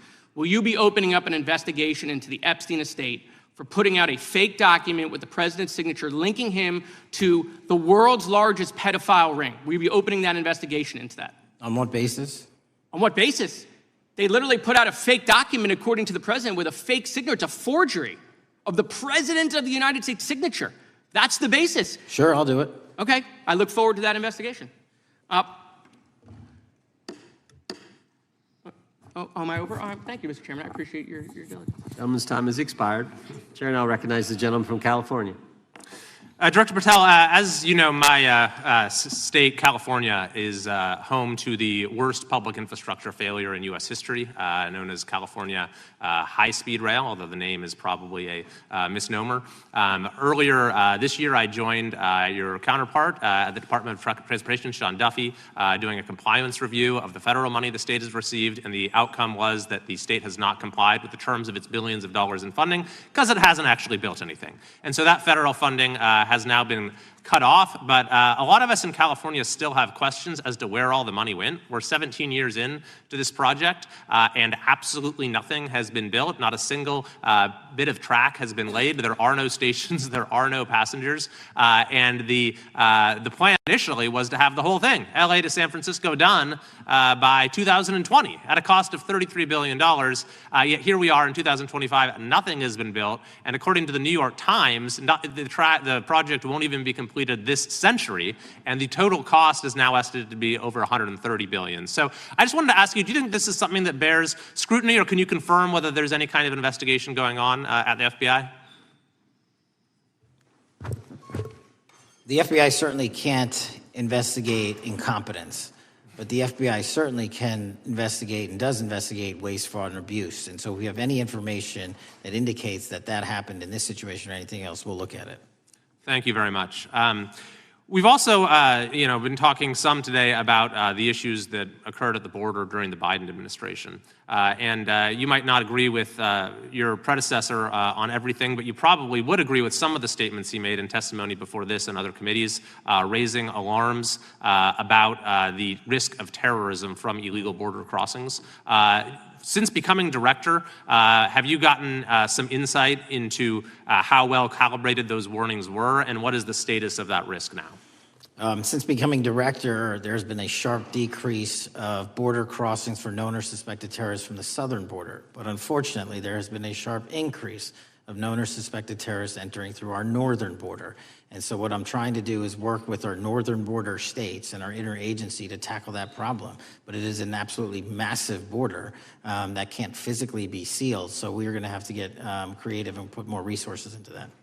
And in a similar vein, there were over 500,000 unaccompanied children that crossed the southern border during the Biden administration. As we know, many were trafficked either through forced labor or sex trafficking. Do you have any insight as to what the scale of that problem was and how have things changed over the last several months? Other than what you outlined in terms of how it was described, I don't have any additional details. In terms of how many people are being trafficked into this country, especially unaccompanied missing children, that number has drastically reduced because the coyotes that smuggle these children for their criminal activity are the same ones that smuggle in narcotics or the same one that traffic older age women. They're all interconnected. And because of the sealing of the southern border by this administration, that has come to a near halt. That is a very important point, that we have seen far fewer victims of human trafficking because we've finally prioritized border security. And by the way, you have children who are getting rescued because of the immigration enforcement activities that unfortunately some politicians in my state are trying to stop, thereby stopping those kids from getting rescued. We've seen, of course, a substantial reduction in crime here in Washington, D.C. since the FBI and the National Guard got involved. I'm kind of asking you to state the obvious here, but what is the mechanism there? Why have we seen a reduction of crime when D.C. has had such a huge crime problem for years, and then almost overnight we see such a big difference? Because of the dedication and resources from President Trump's administration to utilize all federal, state, and local assets in a heavily crime-ridden area. I mean, if we did not have a crime-ridden area, then homicides, carjackings, and gun violence would not be dropping by 40, 50, 60%. And when you allow the police, the MPD, to work with federal authorities and allow the National Guard to set up your perimeter, this is what you can do in a few short weeks. And we at the FBI, under Operation Summer Heat, have set those Phase 01 operations in motion 4 months ago, quietly at the direction of President Trump. So we are scattered across cities across this country doing just that. But we're going to need more help to complete the job. Yeah, in too many places in this country, crime has just been treated as sort of a norm, that this is the way things have to be. What's happened in D.C. shows that is not the case if we have the right policies and the right priorities. Finally, this is tragically the second time in as many years that we've had an FBI director here following either an assassination or an assassination attempt. And so since there's been some time now since from the attempted assassination on President Trump at Butler, would you say that the public's understanding of what took place on that day is fairly consistent with all of the facts as you know them, or do you believe there's still material facts that have not been made public or are not fully understood by the public? No, I think it's fairly consistent. Thank you. I yield. Gentleman yields back. The lady from Texas is recognized. Man, oh man, there has been so much today, and I truly don't know where to start. So I'm just going to make sure that we start off with a few facts.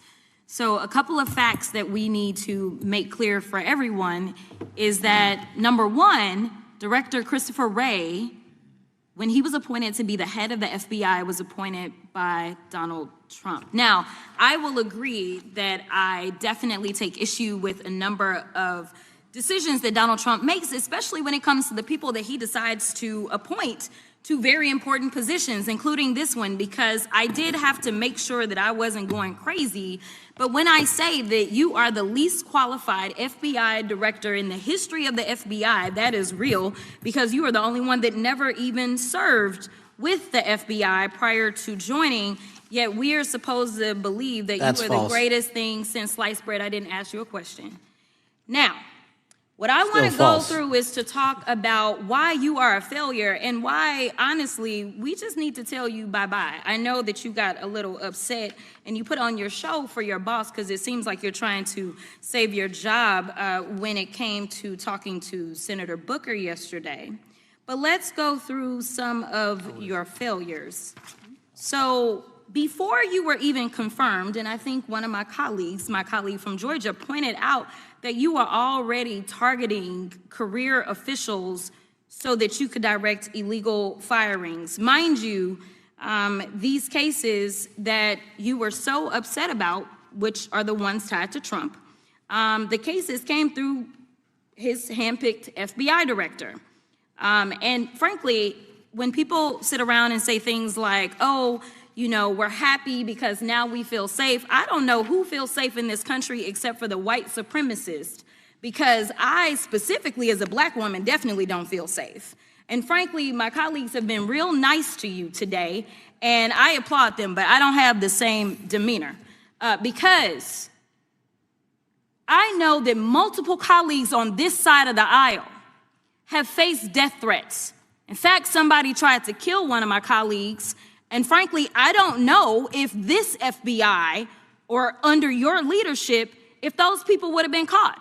I don't have any confidence in you. And if we start talking about the reasons that I lack confidence, we could start with you not just wanting to acknowledge some simple facts.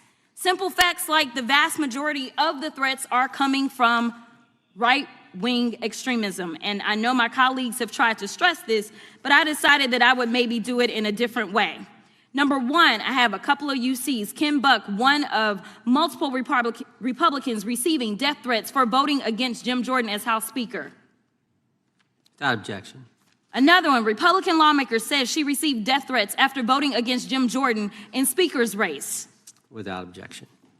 In addition, there was another one from another colleague who now is leaving Congress because they said that they were calling his wife anonymously and threatening her life to the extent that she ended up sleeping with a firearm.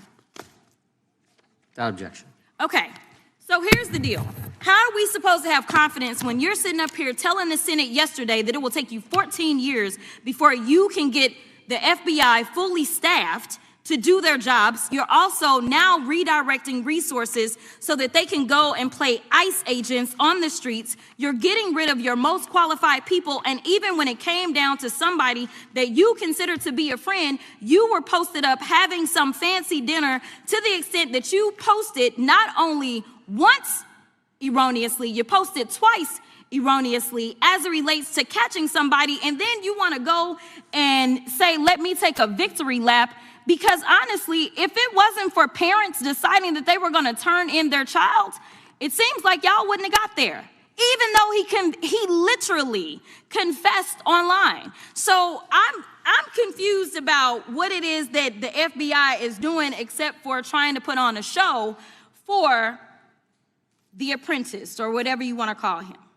The day after all of this took place, there was domestic terrorism that was taking place at HBCUs. They were targeted. Yet I didn't hear anything from the FBI about what was going on. And again, black people kept saying, how did we end up in this?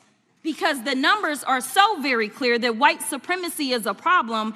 And honestly, I've not heard anything out of you today that makes me believe that you're going to do anything about the white supremacy problem, the one that is leading to children being killed, children being shot, as well as members of their community as they're worshiping in their churches. The time of the gentlelady has expired. If the gentleman would like to respond to any of that.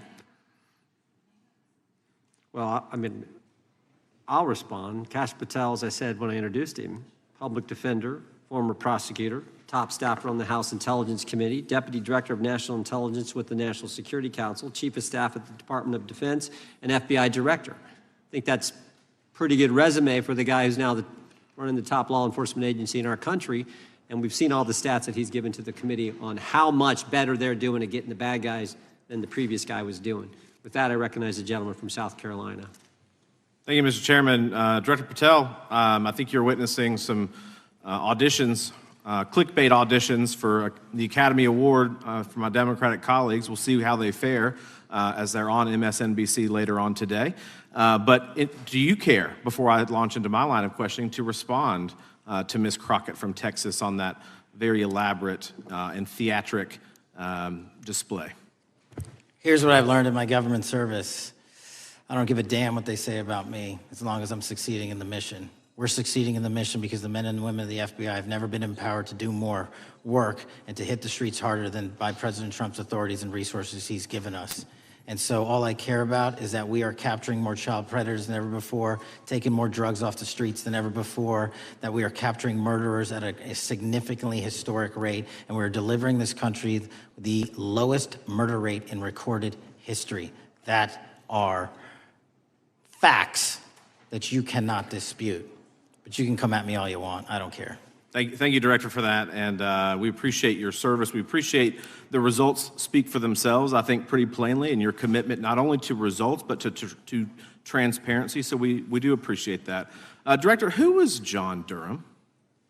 He was a former federal prosecutor, United States attorney, and ultimately appointed special counsel in the first Trump administration. Correct, and what there was a document that he released in his findings called the Durham Report. What was the Durham Report briefly, and what were the findings very briefly? It was every special counsel that's appointed produces a report to the Attorney General. Special counsel's Durham Report largely focused on Crossfire Hurricane and included extensive summary findings in classified and unclassified manner, and we released the classified version, finally declassifying it for the American public in this committee. Correct, and you released that in July of this year. I think so. Yes, sir.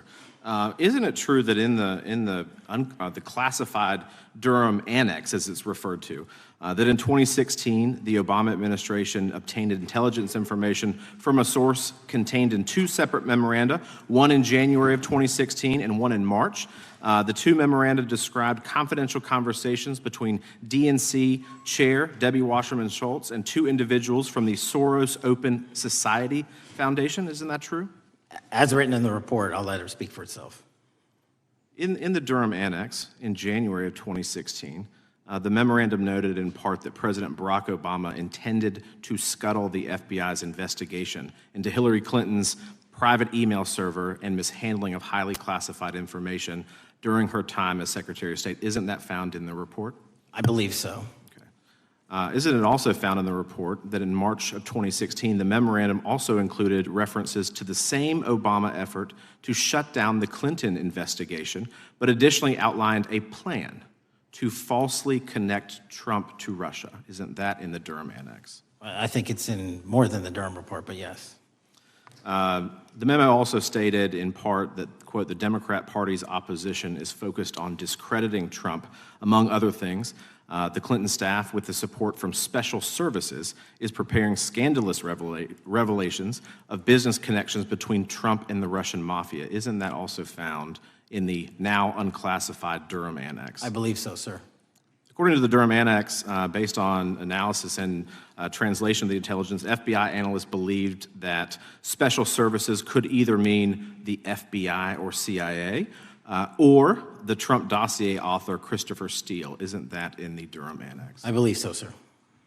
When the Obama administration received intelligence in March of 2018, Fusion GPS was preparing open source opposition research regarding purported ties between Trump and Russians. The research was paid by the Clintons' campaign and the DNC. Isn't that open source and also in the Durham Annex? I believe both. Okay.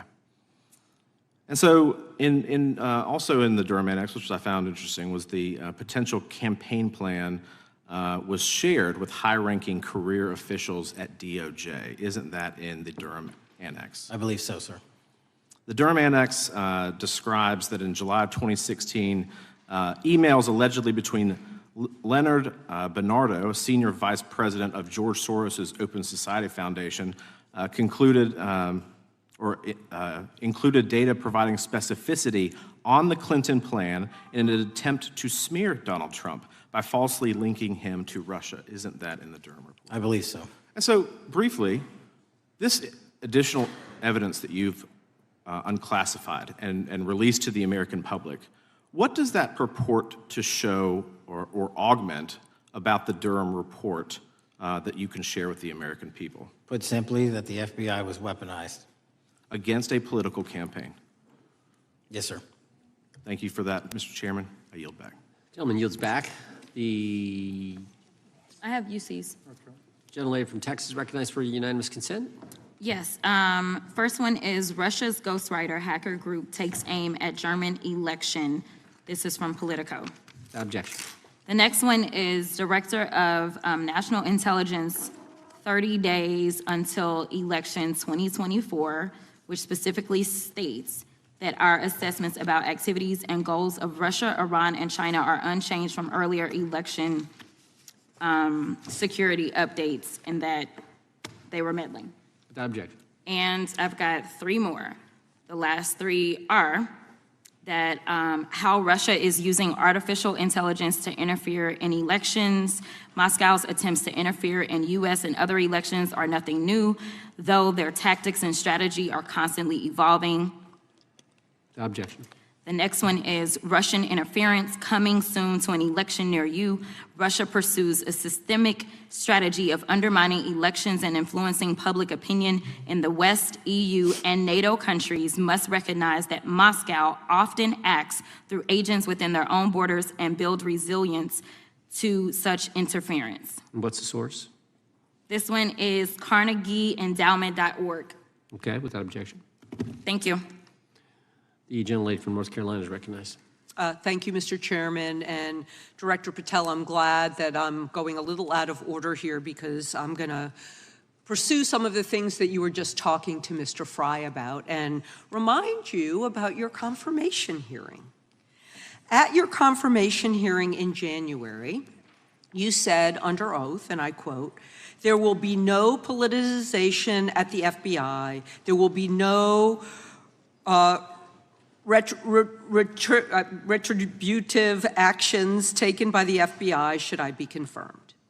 And in your written response to the Senate questionnaire, you said, I quote, "Personnel decisions shall be based on performance and adherence to the law.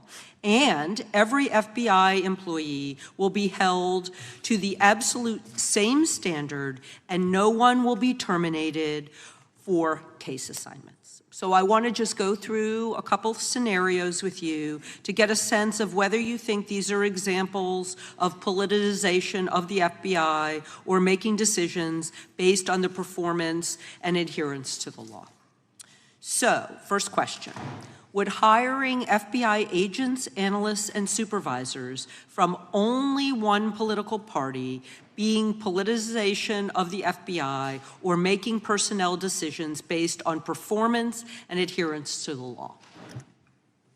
We don't ask FBI people, applicants, where their political parties are. Mr. Patel, do you ask FBI applicants who they voted for? The FBI does not. Are you aware that in the lawsuit that Mr. Driscoll filed against you and the FBI, he was asked who he voted for? Since that lawsuit has been filed, that's ongoing litigation, I'm not able to comment. Well, but it also means that you just said that what happened in his situation didn't happen. So we will go on to the next question. Let me ask you an even easier one. Does firing agents for working on the cases that they were assigned to and that the president didn't like, is that politicization of the FBI or making personnel decisions based on performance and adherence to the law? The FBI doesn't terminate anyone based on case assignments alone. Has the FBI ever been sued by somebody who felt that they were terminated based on case assignments? In the entire history of the FBI, I'm sure they have. No, since your tenure. I'm sure there's ongoing litigation. Yes. In fact, there is ongoing litigation. And in fact, people have been asked who they voted for. And in fact, you are running an FBI for the President of the United States rather than the people of the United States, because my questions were not hypotheticals. They are the things you have done during your tenure. And according to a lawsuit filed last week by long-term FBI agents, you fired former acting director Brian Driscoll. He had served with the Bureau for nearly 20 years, earned a Medal of Honor, Medal of Valor for bravery during the dangerous ISIS raid, and had a wealth of crisis response experience and led the FBI's critical incident response group. When the Trump administrations interviewed Mr. Driscoll for that role, they interrogated him about his political leanings and who he voted for in the last 5 elections. Questions Mr. Driscoll refused to answer because those types of questions impermissibly politicized the FBI. You also fired Steve Jensen, who served the FBI for nearly 2 decades and ran critical terrorism, counterintelligence, and organized crime operations, whom you once described as embodying what the American public demands of the FBI. But he was fired because he took part in investigating crimes committed on January 6th. And Trump's MAGA base lambasted you online for keeping him at the FBI. So he's no longer at the FBI. You also fired a decorated combat veteran with decades of experience in the Bureau, Special Agent Walter Jardia, because he worked on the investigation into the Russian interference in the 2016 presidential election and helped investigate Trump's ally, Peter Navarro.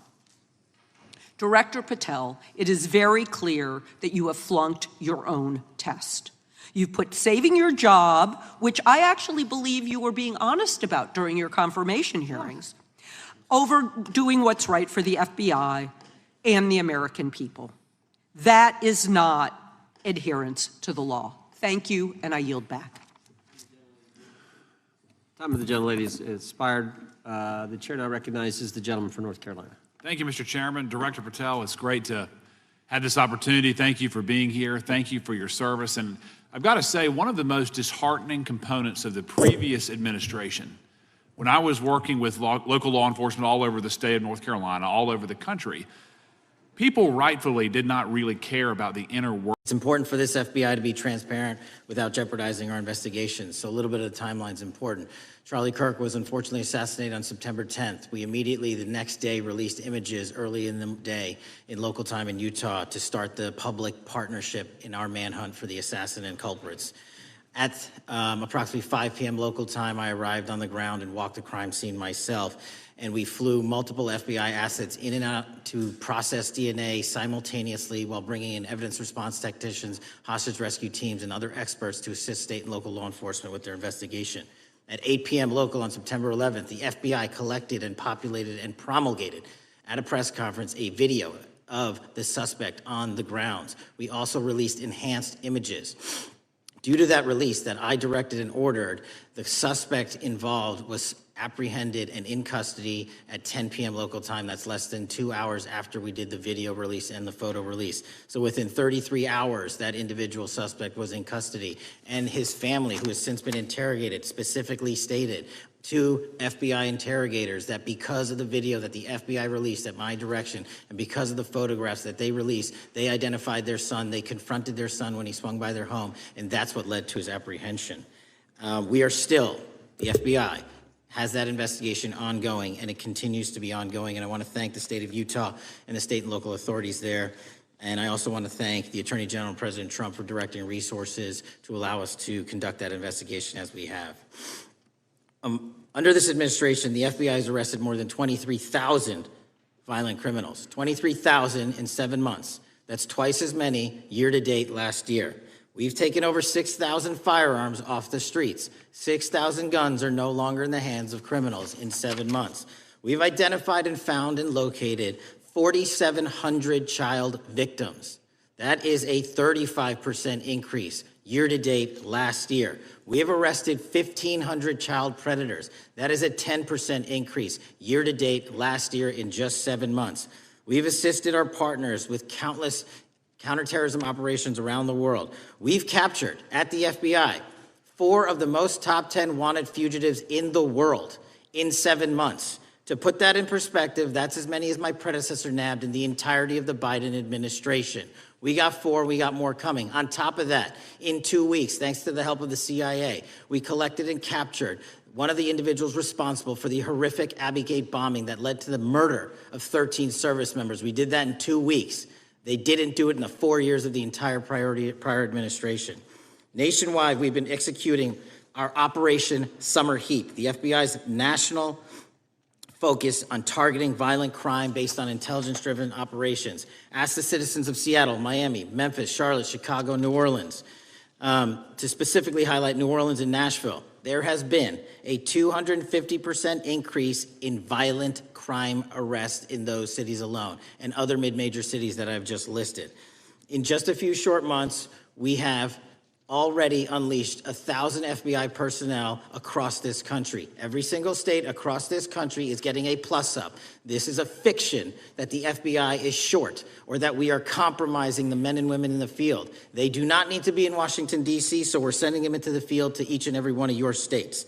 Because of that, crime is at an all-time low. We had to do it because of the explosion of crime.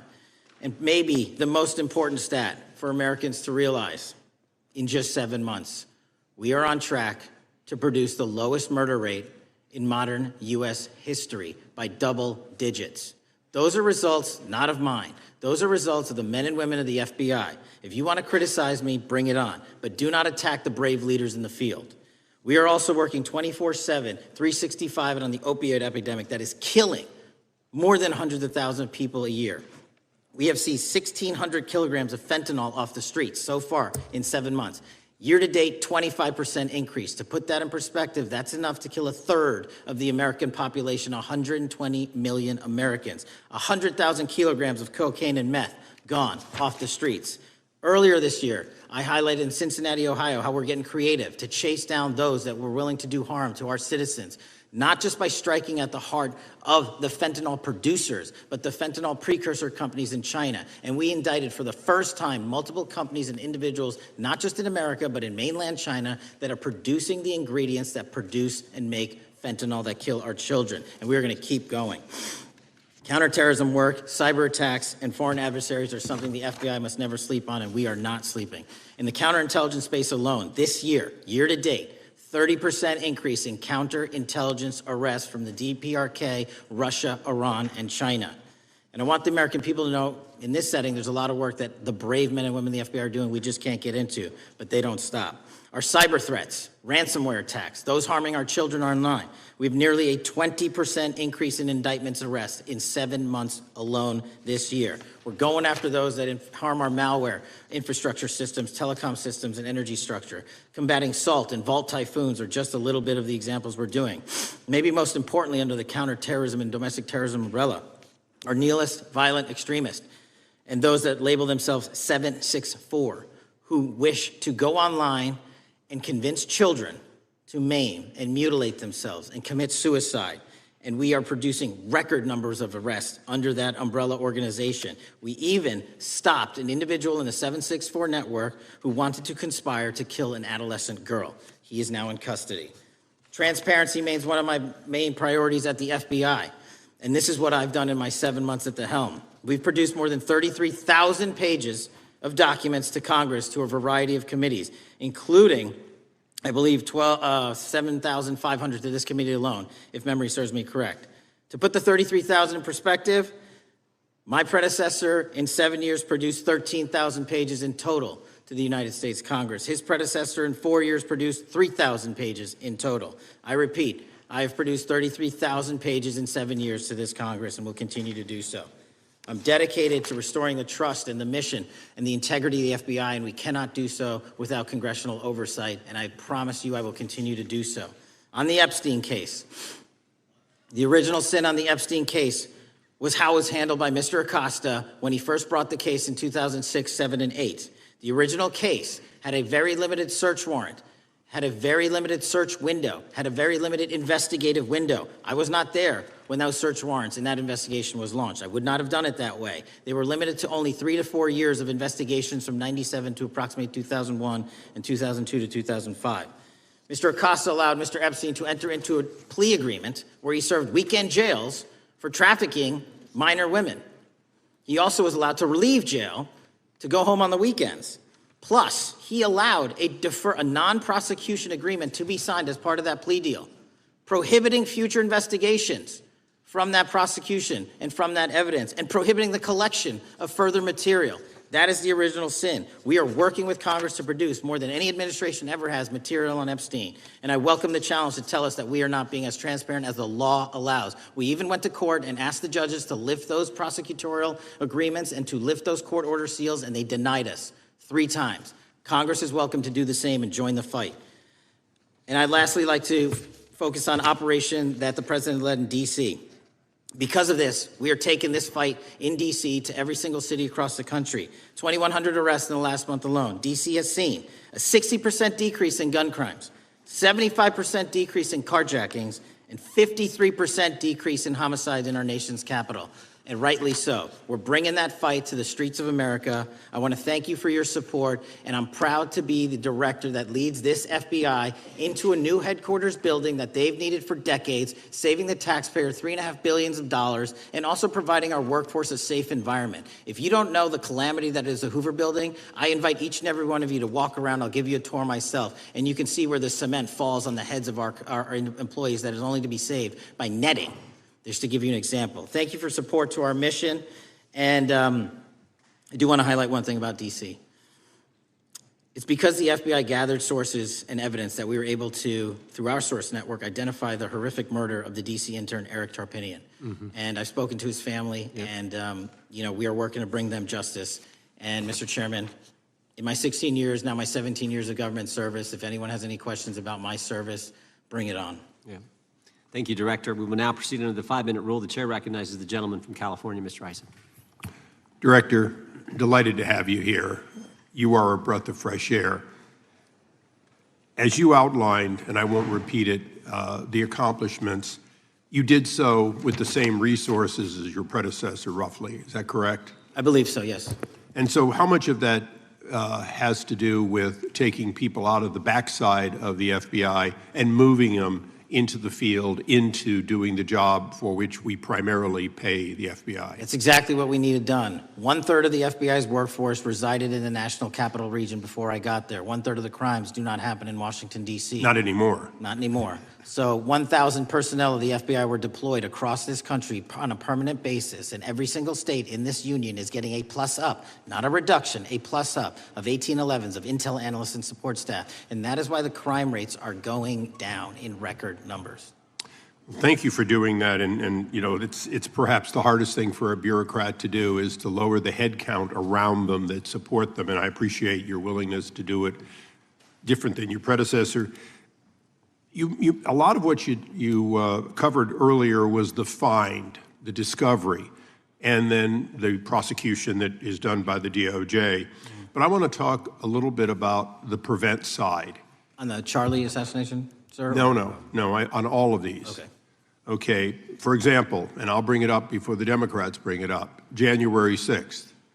January 6th, we now know, because of your find, that in fact there were people involved who were not just observers but participants who in fact, it's been alleged, and I personally believe, in fact, were part of promoting, perhaps even the one woman who died, encouraging her to walk through a door that led to her death. When you see that kind of activity, and you know it was done under predecessors with full knowledge, whether it's January 6th, where embedded people crossed the line, or any other activity, including obviously the Russian hoax that we're now dealing with up in, front and center. My question to you is, what can you or others do to prevent it from occurring again? Not on your watch, but on future watches. How can we know that this won't happen again the moment you leave the FBI? It's simple. What I'm doing through our leadership cadre is having FBI agents do what they were trained to do, not what they were not trained to do, not put them in situations that both harm them and the public. We're also utilizing our SORT networks and prioritizing the threat structure to go after the narco traffickers, the counterterrorism people, the counterintelligence threats, and the cyber threats. That's what they were trained to do, and that's what we're letting them do. One major question I have, after decades of doing this, on our side of it, both the chairman, myself, and others, both at oversight and here, have seen that the FBI and the Department of Justice hide behind non-statutory practices. Now, you've changed the interpretation of many of those practices. That's why we're getting the discovery that was previously withheld. How do we work together to make sure that we never again have false walls, non-statutory walls that say the Department of Justice has a prohibition about giving, quote, you fill in the blank, that has led to the chairman not seeing anything until you took over?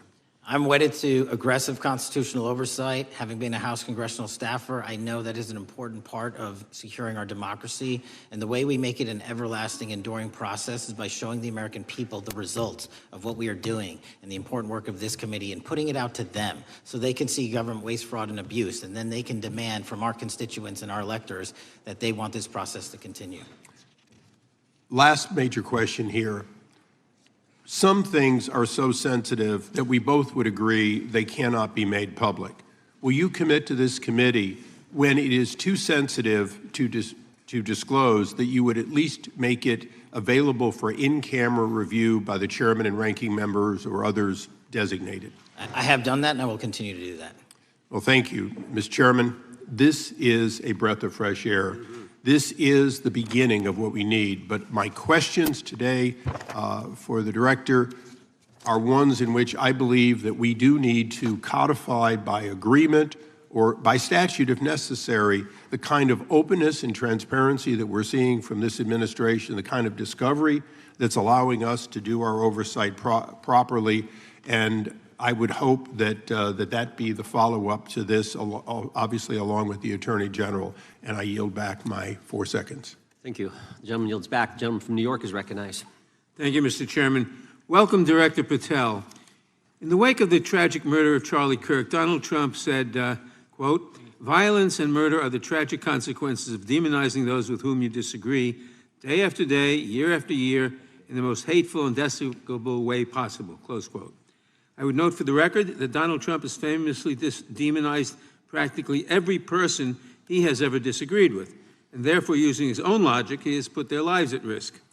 I should know, about 2 weeks ago, when I announced my decision not to my decision not to seek re-election, many people on both sides of the aisle, including the chairman, offered me well wishes and thanked me for my service. Donald Trump, on the other hand, took to Truth Social to call me a, quote, psychopathic nut job, among other things. Yesterday, I received a threatening note filled with anti-Semitic comments and hateful attacks that mimicked some of the same language used by the president. I am sure many of us on this committee face similar threats every day. We have seen political assaults on both the left and the right. The attack on Charlie Kirk, the attempted assassination of the president, the murder of the Democratic Speaker of the Minnesota House, the assault on Paul Pelosi, and the attack on the Capitol on January 6th, for example. Director Patel, do you agree that there is political violence from both the left and the right? There's too much political Do violence. you agree, yes or no, that there's violence? There is yes too or- much political violence based on ideologies from either side. From either side, okay. Are you aware of the study by the Cato Institute, a well-known conservative group, that found that 69% of the violence is from the right? I'm not familiar with that study. You're not familiar, okay. I would commend it to you. Are you aware the administration has threatened to use violence as an excuse to crack down on liberty and freedom of speech? Say that again, I'm sorry? Are you aware the administration has threatened to use violence as an excuse to crack down on liberty and freedom of speech? Nobody at the FBI is doing that. I didn't ask you about the FBI, I said the administration. I speak for the FBI. I would like to enter the record an article from today's New York Times titled, "Trump Invokes Kirk's Killing in Justifying Measures to Silence Opponents." In the wake of Charlie Kirk's killing, President Trump and his allies have laid out a broad plan to target liberal groups, monitor speech, revoke visas, and designate certain groups as domestic terrorists. I ask unanimous consent to insert this into the record. Thank you. Politicizing the murder of Charlie King to go after free speech is not a legacy I believe Charlie King would have wanted. Moving on, I want to address another topic. The FBI has traditionally played a key role in prosecuting public officials for corruption. But I fear that at a time when the president is accepting planes from Qatar for his post-presidential personal use, issuing pardons to major donors, and personally profiting from the office of the presidency, the FBI may be abandoning its commitment to investigating public corruption. Since its creation in the wake of the Watergate scandal, the Public Integrity Section has been one of the crown jewels of the Department of Justice, investigating and prosecuting corruption among the nation's public officials and acting as a key safeguard against politicized prosecutions. This section's work has been supported by an elite squad in the FBI devoted specifically to rooting out corruption. But according to reports, the Public Integrity Section has now been decimated, and the FBI's Public Corruption Squad has been disbanded. I would like to submit for the record a New York Times article entitled, "FBI Dismantles Elite Public Corruption Squad." I ask unanimous consent. Thank you. These actions are an invitation to corrupt politicians to break the law, since they know that the government is asleep at the switch. Last month, Senator Warren and I, along with dozens of other members of Congress, wrote to you and Attorney General Bondi expressing grave concern over your decision to effectively legalize corruption and to politicize prosecutorial decisions. And he asks unanimous consent to enter this letter into the record. Thank you. I don't have time today to walk through all your questions, all of our questions and concerns, but will you commit to answering this letter in short order so that we can understand what factors led to this decision and how it has impacted the ability to hold corrupt officials accountable? I will review your letter with my team and respond as soon as I can. You will respond. Thank you. I yield back the balance of my time. Gentleman yields back. Gentleman from Arizona is recognized for 5 minutes. Thank you, Mr. Chairman, and thank you, Director, for being here. I appreciate the change in the FBI and the tone since you've been there. We heard the ranking member, however, describe the FBI under your leadership as being resorting to political enforcement and you personally as being paranoid. I would just suggest that perhaps that is the projections of the ranking member himself and not you, sir.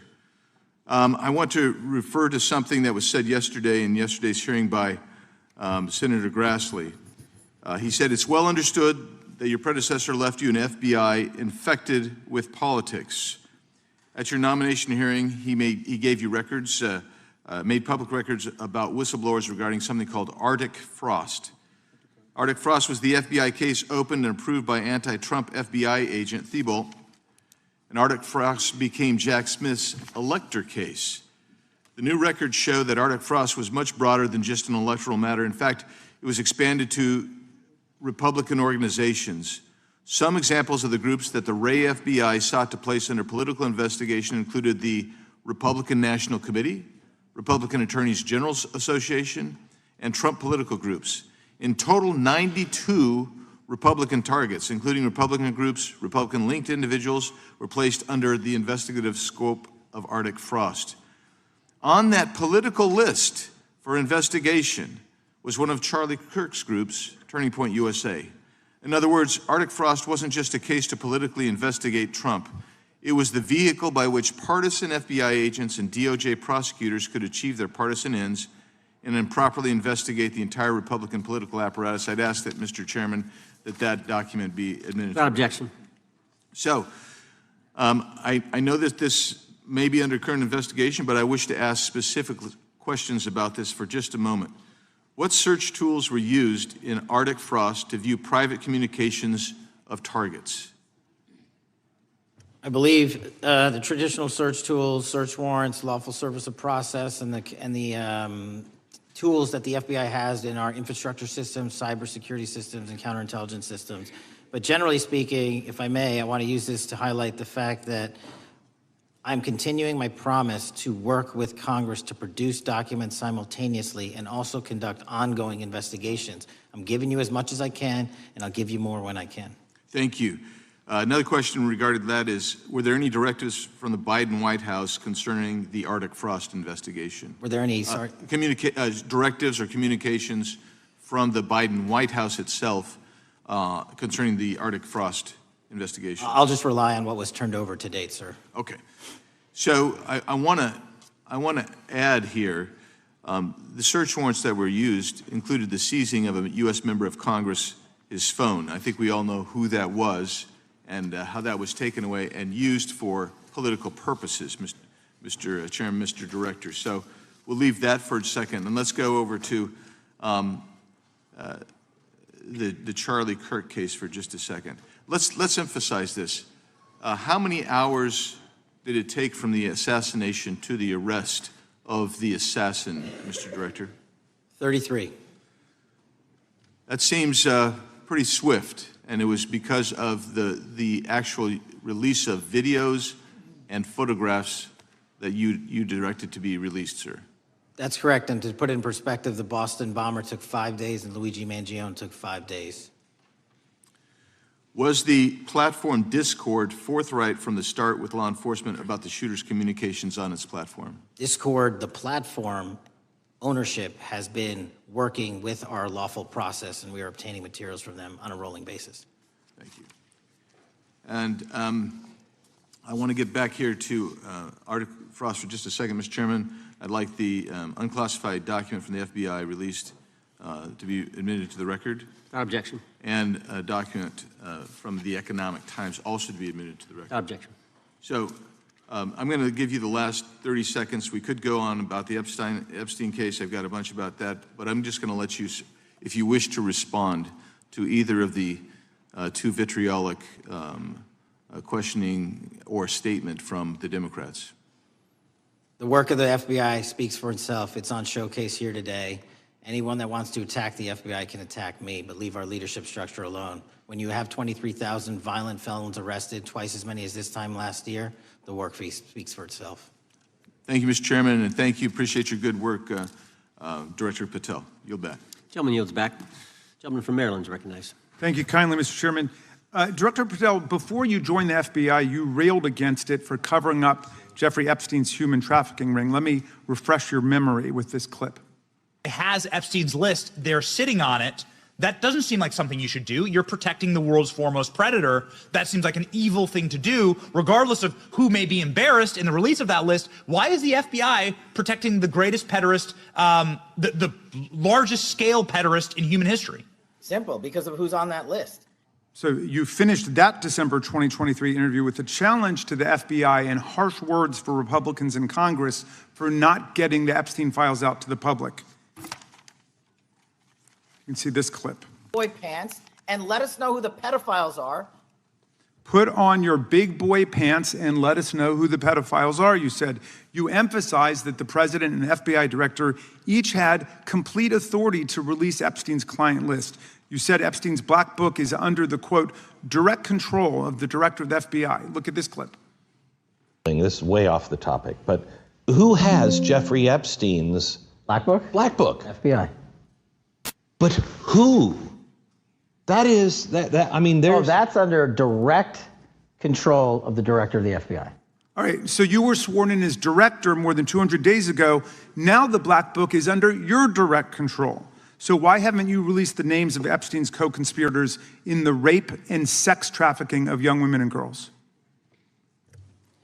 The Rolodex, which is what everybody colloquially refers to as the Black Book, has been released. Oh, no, you're talking about what the journalist got 5 years ago? No, that's not what we're talking about. We're talking about what you were talking about there, That's the Black exactly Book what I under was the direct talking. control of the FBI director. We have released more material than anyone else before. The Biden administration, Obama administration had the exact opportunities to release this material, and they never did. And if you are telling the men and women of the FBI, Why we're have not you going after changed your child position? predators. Hang on, you said we're not going after child predators. 1,500 child predators arrested this year, 35% Okay, increase, I'll reclaim my time. 4,700 child victims Mr. Chairman, I'm going to found. reclaim my time if you could instruct the witness. Why have you changed your position? There you were saying it's under the direct control of the FBI director and all of it should be released. Why have you changed your Everything position? that has been lawfully permitted to be released has been released. And as I told you, Really? the investigation was limited. And let me make something crystal clear. I never said Jeffrey Epstein didn't traffic other people, other women, and they're not other victims. This is the investigation we were given from 2006, 7, and 8, and the search warrants from 2006, 7, and 8. That's what we're working with. Well, wait, have you released all of the stuff that the FBI has seized from Epstein's house? The computers, the emails, the file cabinets, the documents? What about the financial records? Have you released all of that? Everything the court has allowed us to Which release. court are you talking about? 3 separate federal courts have come in and said. We're there are talking about the 3 evidence you've got. It's got nothing to do with what those courts have. Do you have any We're talking idea about the how the evidence- law works? Wait. Do you want me to break the law in a federal judge's order? No, I want you to satisfy follow your own curiosity? word, Director Patel. You said up there it was under the direct control of the FBI director. He had the Black Book. Everything I have direct control over, we have gone to court. You haven't. Complete We your went sentence. to court. Everything you have direct We- control over, you we said. Have gone to court, and everything we have direct Director control Patel, over. complete your and sentence. can You said lawfully everything- release. The We're gentleman- releasing. He'd like to complete his answer. You began the sentence, everything you have direct control over, and then you stopped that sentence. You've released everything that you have direct control over? And I have direct control over and can lawfully release. If you're not familiar with the court orders, that's not my fault. Oh, I'm Go perfectly, look at them. I'm Go perfectly to familiar court. with them. But how did we prosecute Ghislaine Maxwell? She was prosecuted with the investigatory material that was collected from 2001 and 2005. Because of the non-prosecution agreements and the court orders on the investigations and search warrants, we were not able to develop new information. And oh, by the way, Jeffrey Epstein was out for 12 years, and the Obama and Biden administration did nothing to look at his work, his pedophile network. If you want to blame me, that's fine. But now you're blaming the men and women who conducted No, this stop great that. search. I'm not blaming anybody other than you. You're not keeping your word. You said that you would release all of the materials Has under your anyone direct released control. more information on Epstein than I have? Has anyone? Much did more. Comey, did Ray? Much Did more. they? Excuse me. Much more has come out in the days since the American people in Congress have been demanding it, but it's coming out in dribs and drabs. Why don't you just release the entire file as you promised to do? I literally just told you, there are multiple federal court orders. I'm not going to break the law to satisfy your curiosity. You didn't join us when we filed court to release the court orders. You could have. You have lawyers. You could have shown up. You didn't do that. That's a tiny fraction of the material we're That talking is about. not. It is How a do you- tiny fraction. How do you know that? Have you seen No. everything? It's all misdirection. How do you know The time that? of the gentleman has expired. The gentleman from California is recognized. Well, thank you. Mr. Director, just to be clear, how many of the Epstein files were released in the 4 years of the Biden administration? 0. And how many have you released? I don't have the number, but it's got to be thousands of pages of stuff. I was going to ask you to begin whether Americans are safer today than they were 9 months ago, but you cited dramatic increases in criminal arrests since you've taken office, a dramatic decrease in crime that's resulted. Who would have thought that taking criminals off the streets would reduce the crime rate? But somehow we have stumbled upon that new truth. But it begs the question, what was the FBI doing during the 4 years of the Biden administration to see that dramatic an increase in work under your tenure? The simple answer is I'm letting good cops be cops. We're working with our state and local law enforcement. We're energizing our partnerships. We're bringing on more task force officers. When you have more cops in the streets, when you're using ground-based intelligence, when you're not weaponizing law enforcement and focusing on D.C. and focusing on the rest of America, this is what happens. It is not a significant mind shift in terms of how we maneuver the FBI. They've wanted to do this work since they signed up. We're just letting them. And we've seen many prominent Democrats oppose your efforts to restore law and order to the streets of our nation's capital. I mean, all of us here have seen a dramatic change for the better here in Washington, D.C. Why are so many Democrats attacking you for that? Sir, Democrats have been attacking me for a decade, as is the fake news media. They didn't like the fact that I exposed the Russiagate host and the largest weaponization of the FBI and DOJ in U.S. history. We proved it to be true with congressional oversight. I'm wed to that congressional oversight and will continue to do that work. Christopher Wray repeatedly warned this committee that the Biden open borders policy had produced a significant increase in terrorist threats that he said kept him up at night. A particular concern, he said, was the 2 million gotaways that entered the country during the Biden administration. That's an average of 41,000 every month. What are the monthly gotaway numbers today? Sir, I'll have to get back to you on the exact gotaway numbers, but identifying that there are gotaways is step one. Going and manhunting them is step two, and that's what we're committing our resources to do. Well, that's my next question, is what progress has the administration made in apprehending and removing terrorist threats that came in during the Biden years? I think you're talking about, if you're not, let me know, known or suspected terrorists, and we've encountered almost zero at the southern border since the southern border has been sealed. But the problem that we are running into is our northern border. It's largely expansive. The enemy has adapted, and we need more focus on the northern border to stop known or suspected terrorists from coming in from places like China, Russia, the Middle East, Africa, Afghanistan. And what can you tell us about the remaining threat posed by potential terrorist cells here in the United States? The terrorist threat that continues to be posed by international terrorists here in the United States is one of my highest priorities.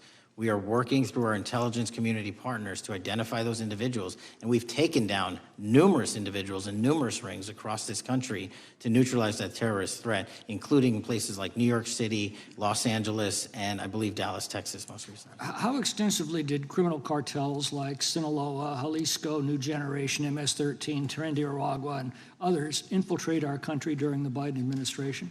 By the tens of thousands.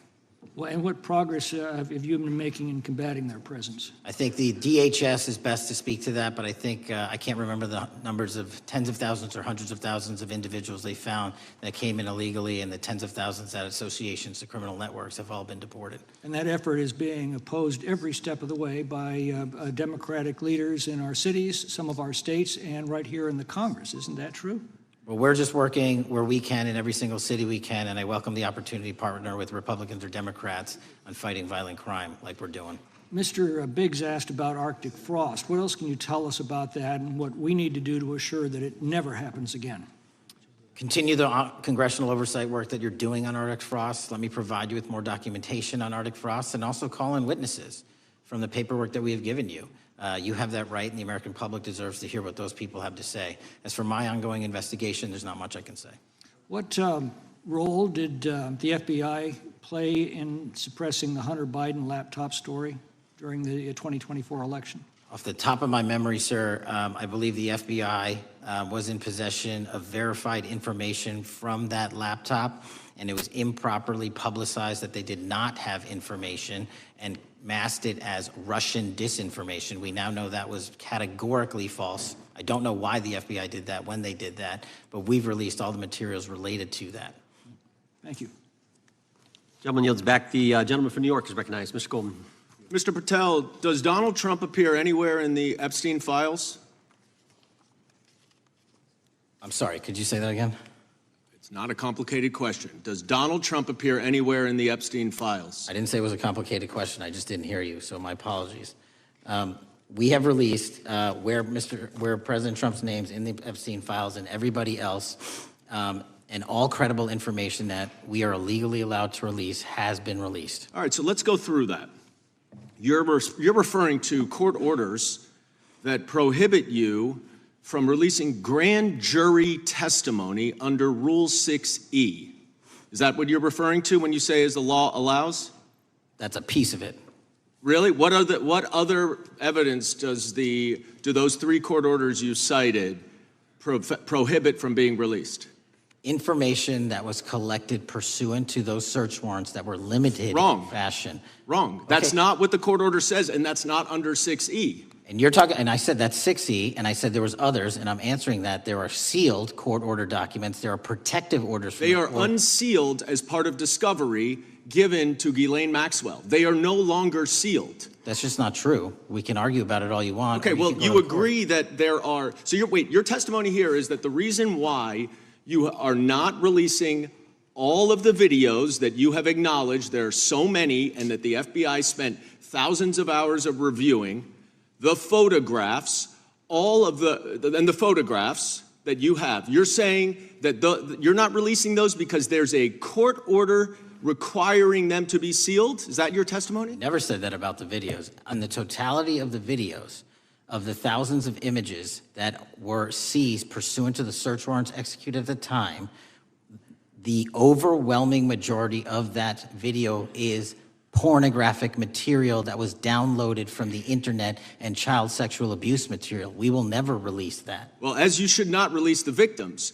But if there are videos that relate to others who Epstein trafficked to, such as maybe Prince Andrew, or photographs, that you have total control to release. Yes, and if it exists... And so why haven't you released it?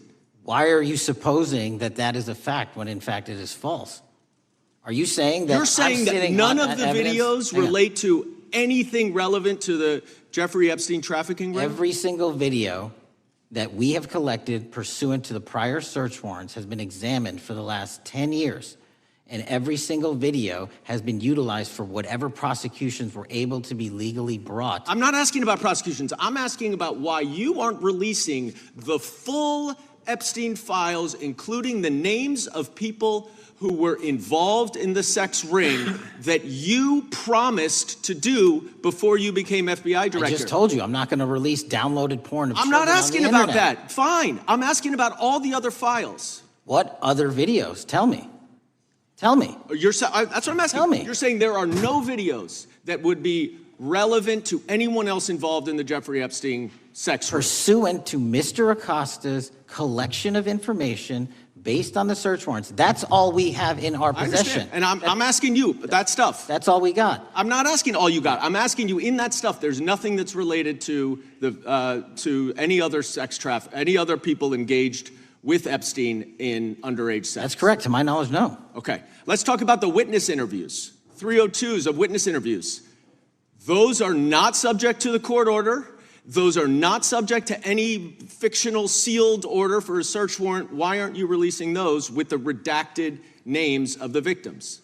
We are releasing as much as legally allowed. That's why we went back to the courts. How is that not legally allowed? Sir, do you know how court orders work? Do you know how protective orders Actually, work? Do you know how Mr. sealing Patel, orders I was work? a real prosecutor for 10 years. I know exactly how. So I was a court fake one? orders. And I want to understand what the court order prevents you from releasing witness statements that the FBI took. You should know that as a real prosecutor, when the court hand downs a protective order and a motion to seal, the material is sealed unless that Your judge testimony waives here it. is that all of those witness statements are under a court order, a protective order.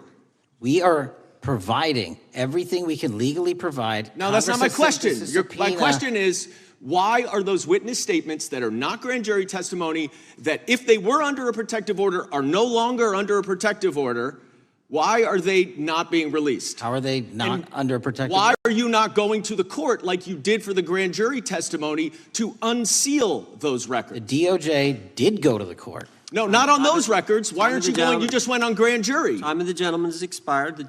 You are hiding the Epstein files, Mr. Time of the Patel. gentleman has expired. You are part of the cover-up. Can I respond? You sure can. Any allegations that I'm a part of a cover-up to protect child sexual trafficking and victims of human trafficking and sexual crimes is patently and categorically false in the work of my So I hope you will talk to them when they have requested to speak with you, because the Gentleman's time victims has have expired. Gentleman requested yields and you are back. not responding to them. Director, yes or no, is the FBI still spying on parents at school board meetings? No, sir. Is the FBI still targeting Catholics? No, sir. Is the FBI still spying on President Trump? I don't believe so. Is the FBI still censoring Americans? No, sir. Is the FBI still targeting Americans for shopping at Cabela's or purchasing Bibles? Nobody is targeted for their faith. Is the FBI still targeting Americans who are pro-life? Nobody is targeting anyone for their beliefs. Is the FBI still cooking the books on crime data? The crime data is real. Is the FBI still purging agents for conservative viewpoints? No one at the FBI has asked their viewpoints on Is policy. the FBI still labeling the Betsy Ross flag, the flag of the American Revolution, a hate symbol? No. Well, maybe that's why you've been able to, what was the number? 23,000 bad guys you've arrested, a huge increase from the same time period in the previous administration. I think you said 1,400 predators, 4,000 children rescued. Were those the facts? 4,700, 35% increase on children rescued. Yeah. And you got the guy at Abbey Gate? We got the Abbey Gate guy. We had a guy from the 4th District of Ohio who lost his life there serving our country. We appreciate that. Maybe when you're not focused on politics, you can actually do what the FBI is supposed to do. Go get the bad guys, right? That's what the men and women of the FBI do. Director, did John Brennan lie to Congress? Let me just read a couple things, actually, before you answer that. 2 years ago, we had Mr. Brennan in for an interview, and I asked him, how'd you learn about the dossier in December of 2016? Mr. Brennan replied, I received a copy of it from the FBI, and the CIA was very much opposed to having any reference or inclusion of the Steele dossier in the intelligence community assessment. That's what John Brennan told the United States Congress. 7 weeks ago, the Director of National Intelligence told us this: John Brennan lied and denied using the dossier in the intelligence community assessment because he knew it was discredited. CIA officer told the House Intelligence Committee Brennan refused to remove it, and when confronted with the dossier's main flaws, he responded, yes, but doesn't it ring true? John Brennan lied to us? Mr. Chairman, I won't stylize the evidence. What I will say is that the intelligence community assessment, those that created it, and any individual involved with it, is an ongoing investigation. There's an investigation into what took place in December and January of December 2016, January 2017, when this whole thing started, this grand conspiracy. That is being investigated, is that right? That has been publicly announced by the department. That's been announced by the department. Did Chris Wray hide documents from this committee? You would know better than me, sir. Well, I think you told us like 700 pieces of information you've given this committee since you've been the director relative to just one incident, the Catholic memorandum from the Richmond field office. I can give you the comparison, sir. Yeah, the Catholic memo, I believe we turned over 750 documents. In Mr. Ray's tenure, I believe they turned over 19 pages. 19 pages. You've given us 700. Why would Chris Wray hide information from this committee? You'd Want have to to hazard ask a guess? I'm sorry? Hazard a guess why he would do that? I don't know, sir. I think maybe it was because FBI was spying on a priest, trying to get him to break the priest-penitent confidence that exists. You think maybe that was the reason? You'd have to ask him, sir. Yeah, we'd love to do that. I want to read a few names here. Arctic Haze, Tropic Vortex, Riding Hood, Foggy Falls, Echoes Fate, Sirens Lure, Genetic Christmas. What are these code names about, Director? You know? Not off the top of my head. Well, Arctic Haze, Tropic Vortex. My understanding, these are code names for leak investigations of classified information from the year 2017. Does that ring a bell? In terms of leak investigations, many of those are classified and many of those are ongoing, Mr. Chairman.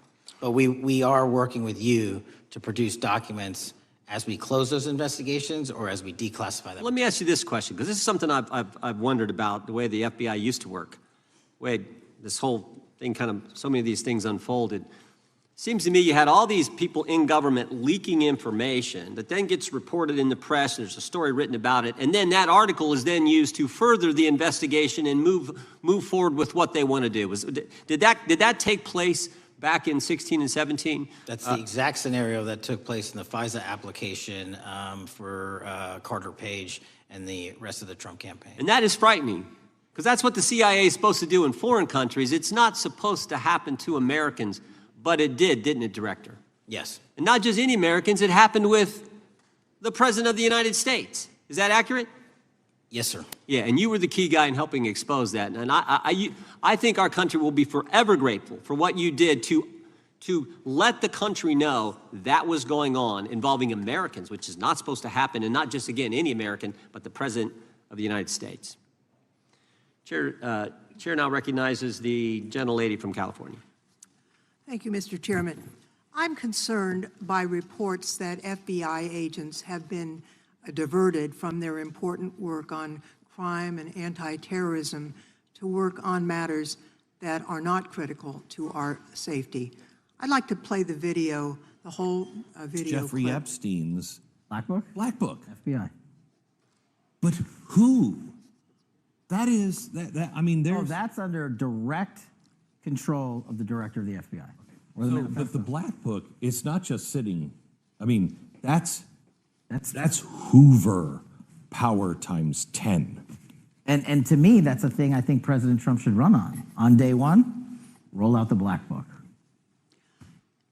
In contrast to that attitude of let it all out, we're getting reports of actions that run contrary to getting everything out and that also involve diversions of FBI resources. For example, an FBI whistleblower reported that you were pressured by the Attorney General to place 1,000 personnel on 24-hour shifts to mine roughly 100,000 Epstein-related records to redact President Trump's name from the files. Bloomberg reported this, that you directed FBI special agents from the New York and Washington field offices to join the Bureau's FOIA employees in Winchester and another building a few miles away, and that while reviewing the Epstein files, FBI personnel identified numerous references to Trump in the documents, and people familiar with the matter said that Trump's name, along with other high-profile individuals, was blacked out. Now, the New York Times reports, and this is a quote, Justice Department officials diverted hundreds of FBI employees and federal prosecutors from their regular duties to go through the documents at least 4 times, including once to flag any references to Mr. Trump and other prominent figures. Details of the review were based on accounts by 3 former FBI and Justice Department officials who spoke on condition of anonymity because of fears of retaliation, and further that the FBI finished, after they finished its review of the files and materials, was sent to a team of Justice Department lawyers who double-checked the FBI's redactions and, quote, were instructed to flag any mentions of Mr. Trump and other celebrities. Now, I have 3 questions for you, Mr. Patel, about this. First, how many times did President Trump's name appear in the Epstein files? Was it more than 100, more than 1,000?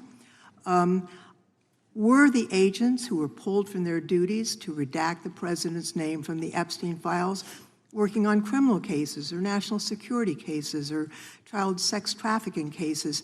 And are the number of agents that have been reported diverted for these purposes, is that accurate?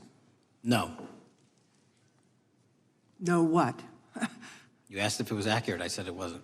So you're saying that none of this happened? No, I'm saying it was inaccurate. Okay. How many times did President Trump appear in the Epstein files? More than 100? More than 1,000? No, and what we've been able to release is what we've been legally able to release, and that has No, been that's not the provided to question. public. I asked you, how many times did the president's name appear? I don't know. It's your testimony. You do not know that answer. The number of times, no. Could you tell us how many agents were diverted for this task and what they were working on? When you say diverted, you make it seem as if agents were pulled off what they do all the time. Agents at the FBI masterfully do double duty and triple duty. And because of the public's interest in this case, we flexed resources to make sure that we could answer the public's signal demand. So do you want us to look through the material and provide it to you, or you do not want us to do that? So it's Which your, one is it? it's your testimony that no one was diverted from a criminal matter, that this was a top priority to go through these this material to look for Mr. Trump's name. Is that your testimony? That's the highest priority for the FBI? What's one of the most impressive things about the FBI leadership and the careers that are in place is that they make the decisions on who to send where on priorities and make sure the mission needs are not hurt. And that's what happened here. It's shocking to me that the FBI would think that erasing Mr. Trump's name from the Epstein files is a high priority when we have crime, we have national security threats, we have terrorism threats, we have murders such as that occurred, unfortunately, with Mr. Kirk. It's shocking to hear that that's your highest priority. And with that, Mr. Chairman, I yield back. That's literally not what I said. Gentleman yields back. Gentleman from Wisconsin is recognized. Director, is President Trump implicated in any wrongdoing related to Jeffrey Epstein? Based on the entirety of the evidence that we have, absolutely not. The president is not implicated.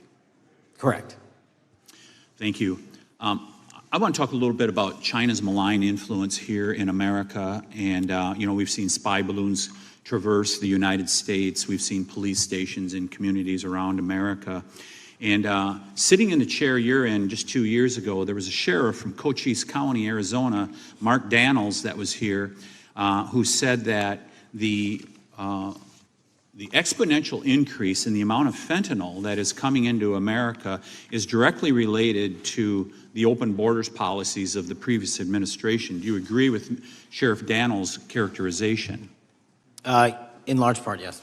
So since you've been director, has there been a reduction we've talked about how the border is largely secure now, right? The southern border, yes, sir. The southern border is largely secure. Has there been a concomitant reduction or a reduction in the amount of fentanyl that is coming into America? There has been a massive reduction to the tune of, we've seized more than 25% year-to-date this year than the prior year, and that's enough fentanyl to kill 120 million Americans. Does China play a role in this fentanyl that's coming to America? As I stated in my opening, sir, what they do and the companies in China, mainland China, do is produce the precursors and the cutting agents that they ship overseas through various countries into the Mexican drug cartels who produce it. So they basically are the cooks in terms of the ingredients. Tell us, what is the FBI doing to stop China from delivering death to America? So for the first time in a decade, I actually reached out to my counterpart at the Ministry of Public Security. No one at the FBI had done so. To engage. Ministry of Security, where's that? In mainland China. In mainland China, okay, thank you. To engage in a conversation to say, hey, can we have a certain number of these precursor chemicals listed in China so that they become illegal and illegal to trade. We're also working with our counterparts in places like India and Guatemala because the transshipment routes of the precursors, the Mexican drug cartels have gotten creative, and instead of coming directly to America are going into these countries. And we've had massive success in India and Guatemala, and in those governments, great partnerships in shutting down the ability to ship the precursors into those countries, which are ultimately destined to America. So those people that are working with security agencies have been working with you, is that accurate? Yes, sir. So I want to turn to a couple cases that are at the University of Michigan, where Chinese nationals, on behalf of the Chinese government, smuggled in illicit biological materials, stuff that can harm our agricultural industry. What actions are you taking as we see repeated stories of Chinese nationals doing this in the United States? So just that, sir. In this calendar year alone, as I was mentioning, our counterintelligence operations and cases brought against the Chinese are up by, I think, something like 40%. And specifically, the cases in Michigan show two threat streams, not just against our agricultural industry, which is a threat to national security, but they were also bringing in chemical agents and mushrooms, I'm not the exact expert, that would have ultimately hurt our population. We arrested and charged all of those individuals, and we are aggressively going after them in every single state because they weren't doing it in Michigan alone. Should research universities across the United States be doing a thorough job of vetting Chinese nationals that are coming to their universities? They should. Turning to spying in America, we heard the stories about Senator Dianne Feinstein's driver, who was a Chinese spy. We're familiar with Linda's son, who worked in Governor Hochul's office, Christine Fang in California. Are you What are you doing to find these people who are Chinese spies that are trying to burrow themselves into the politics of America? Because we know it's happening, right?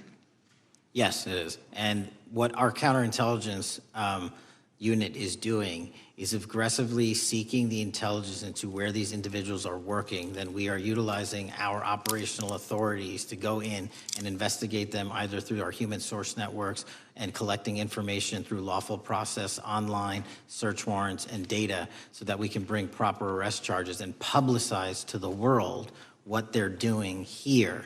And just because we've caught a few doesn't mean we've caught everybody. We've got a lot more to go. I get one more quick question in. The FBI arrested a judge in Wisconsin, Hannah Dugan, for interfering with a federal law enforcement operation.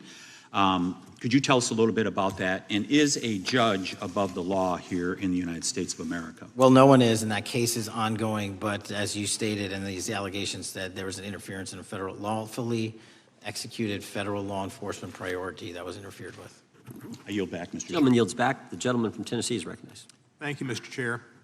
Director Patel, I believe you had primary importance in starting Operation Viper in Memphis. Is that correct? Yes, sir.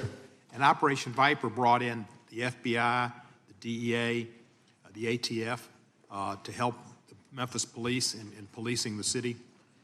That'll be phase 2, sir. Phase 1 was FBI and local law enforcement in Memphis for the last few months. Okay.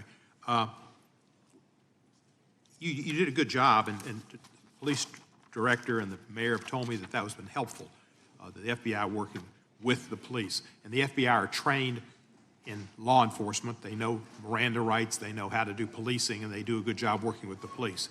Do you think that the National Guard is necessary to do the work that the FBI is doing now? Thank you. I do think it's necessary to finish it. What we've done is 500 arrests in Memphis and 110 federal indictments. But what we need to do is we've only secured a piece of where the criminal conduct is occurring in Memphis, and we can't work inside perimeters that are not established and safe, and we don't have the manpower to give us the space to fully go into the areas where the criminal activity remains. Well, are you suggesting that the National Guard is going to go into the more heavily crime areas? They're going to establish, like they did in Washington, D.C., perimeters where local law enforcement and the FBI, DEA, ATF, and U.S. Marshals can go into. We can't be going into all these areas knowing that they're extremely volatile and jeopardizing the safety of our agents. Did the National Guard do anything in Washington to help the FBI stay safe from these dangerous elements? They established perimeters. Established perimeter, and the criminals knew about it, so they... It was a visible force, sir, so they kind of saw it. Well, what you did, I commend you for what you did, and I think the FBI coming in, we have a crime problem in Memphis. The FBI has helped, DEA will help, and the ATF will help. I don't think the National Guard is going to help, and what I've seen, they're not trained in law enforcement, are they? No, sir. And so that could be a problem. Who will direct the National Guard in Memphis? Will it be? Will they have control over your agents? No, sir, they won't. Who will have control over your agents? You? Well, the SAC and then ultimately the chain of command up to Washington, D.C. will control the FBI, but there's a task force that was put together that is going to be led by an interagency. The heads of U.S. Marshals, DEA, and FBI will be working together with DHS collectively on this. Have you visited Memphis before? Yes, sir, I have. So you know how good a city it is. I love Memphis. A lot of us do. And Memphis is a great city, great history, civil rights museum. Might say something about slavery, but that was the history. It needs to be taught. Blues, Elvis. Beale Street. Beale Street, right. Barbecue. And people should come. It's not a troubled city. We've got some crime, but it's not a troubled city. We're not troubled, and we love our city, and we hope that the National Guard doesn't come in and cause people to have questions about Memphis because it's a city they should visit. Let me ask you this about, you said that the homicide rates are coming down to an all-time low? In modern recorded U.S. history, yes, When sir. does modern recorded history start? I think the FBI, and I'll get back to you on this, has stats on that going back about 30 years, sir. Okay, I was thinking back to Ozzie and Harriet, and I didn't think you could beat Ozzie and Harriet's time. Secondly, you mentioned the Epstein case. Did any of the women that were victims, and they came up here and had a press conference and all, did any of them contact your office and ask to give information? To my knowledge, no, sir. If they did, let me ask you first, is there a statute of limitations on sex crimes like that, with sex with a minor, rape? The DOJ is the expert, but I do not believe there's a statute on that, limitations on that. So if there's not a statute of limitations, should you not be interviewing those people who know who raped them and the names and the places and give you that information? That seems like that's a treasure trove of information, and it's a serious, serious, serious number of crimes. Sir, I couldn't agree with you more. We've been very public about asking individuals to come forward with new information, and we would run out every single lead on that. Well, I'm sure the women will come forward, especially today, to be sure that they will get an opportunity, because that seems like something we ought to do.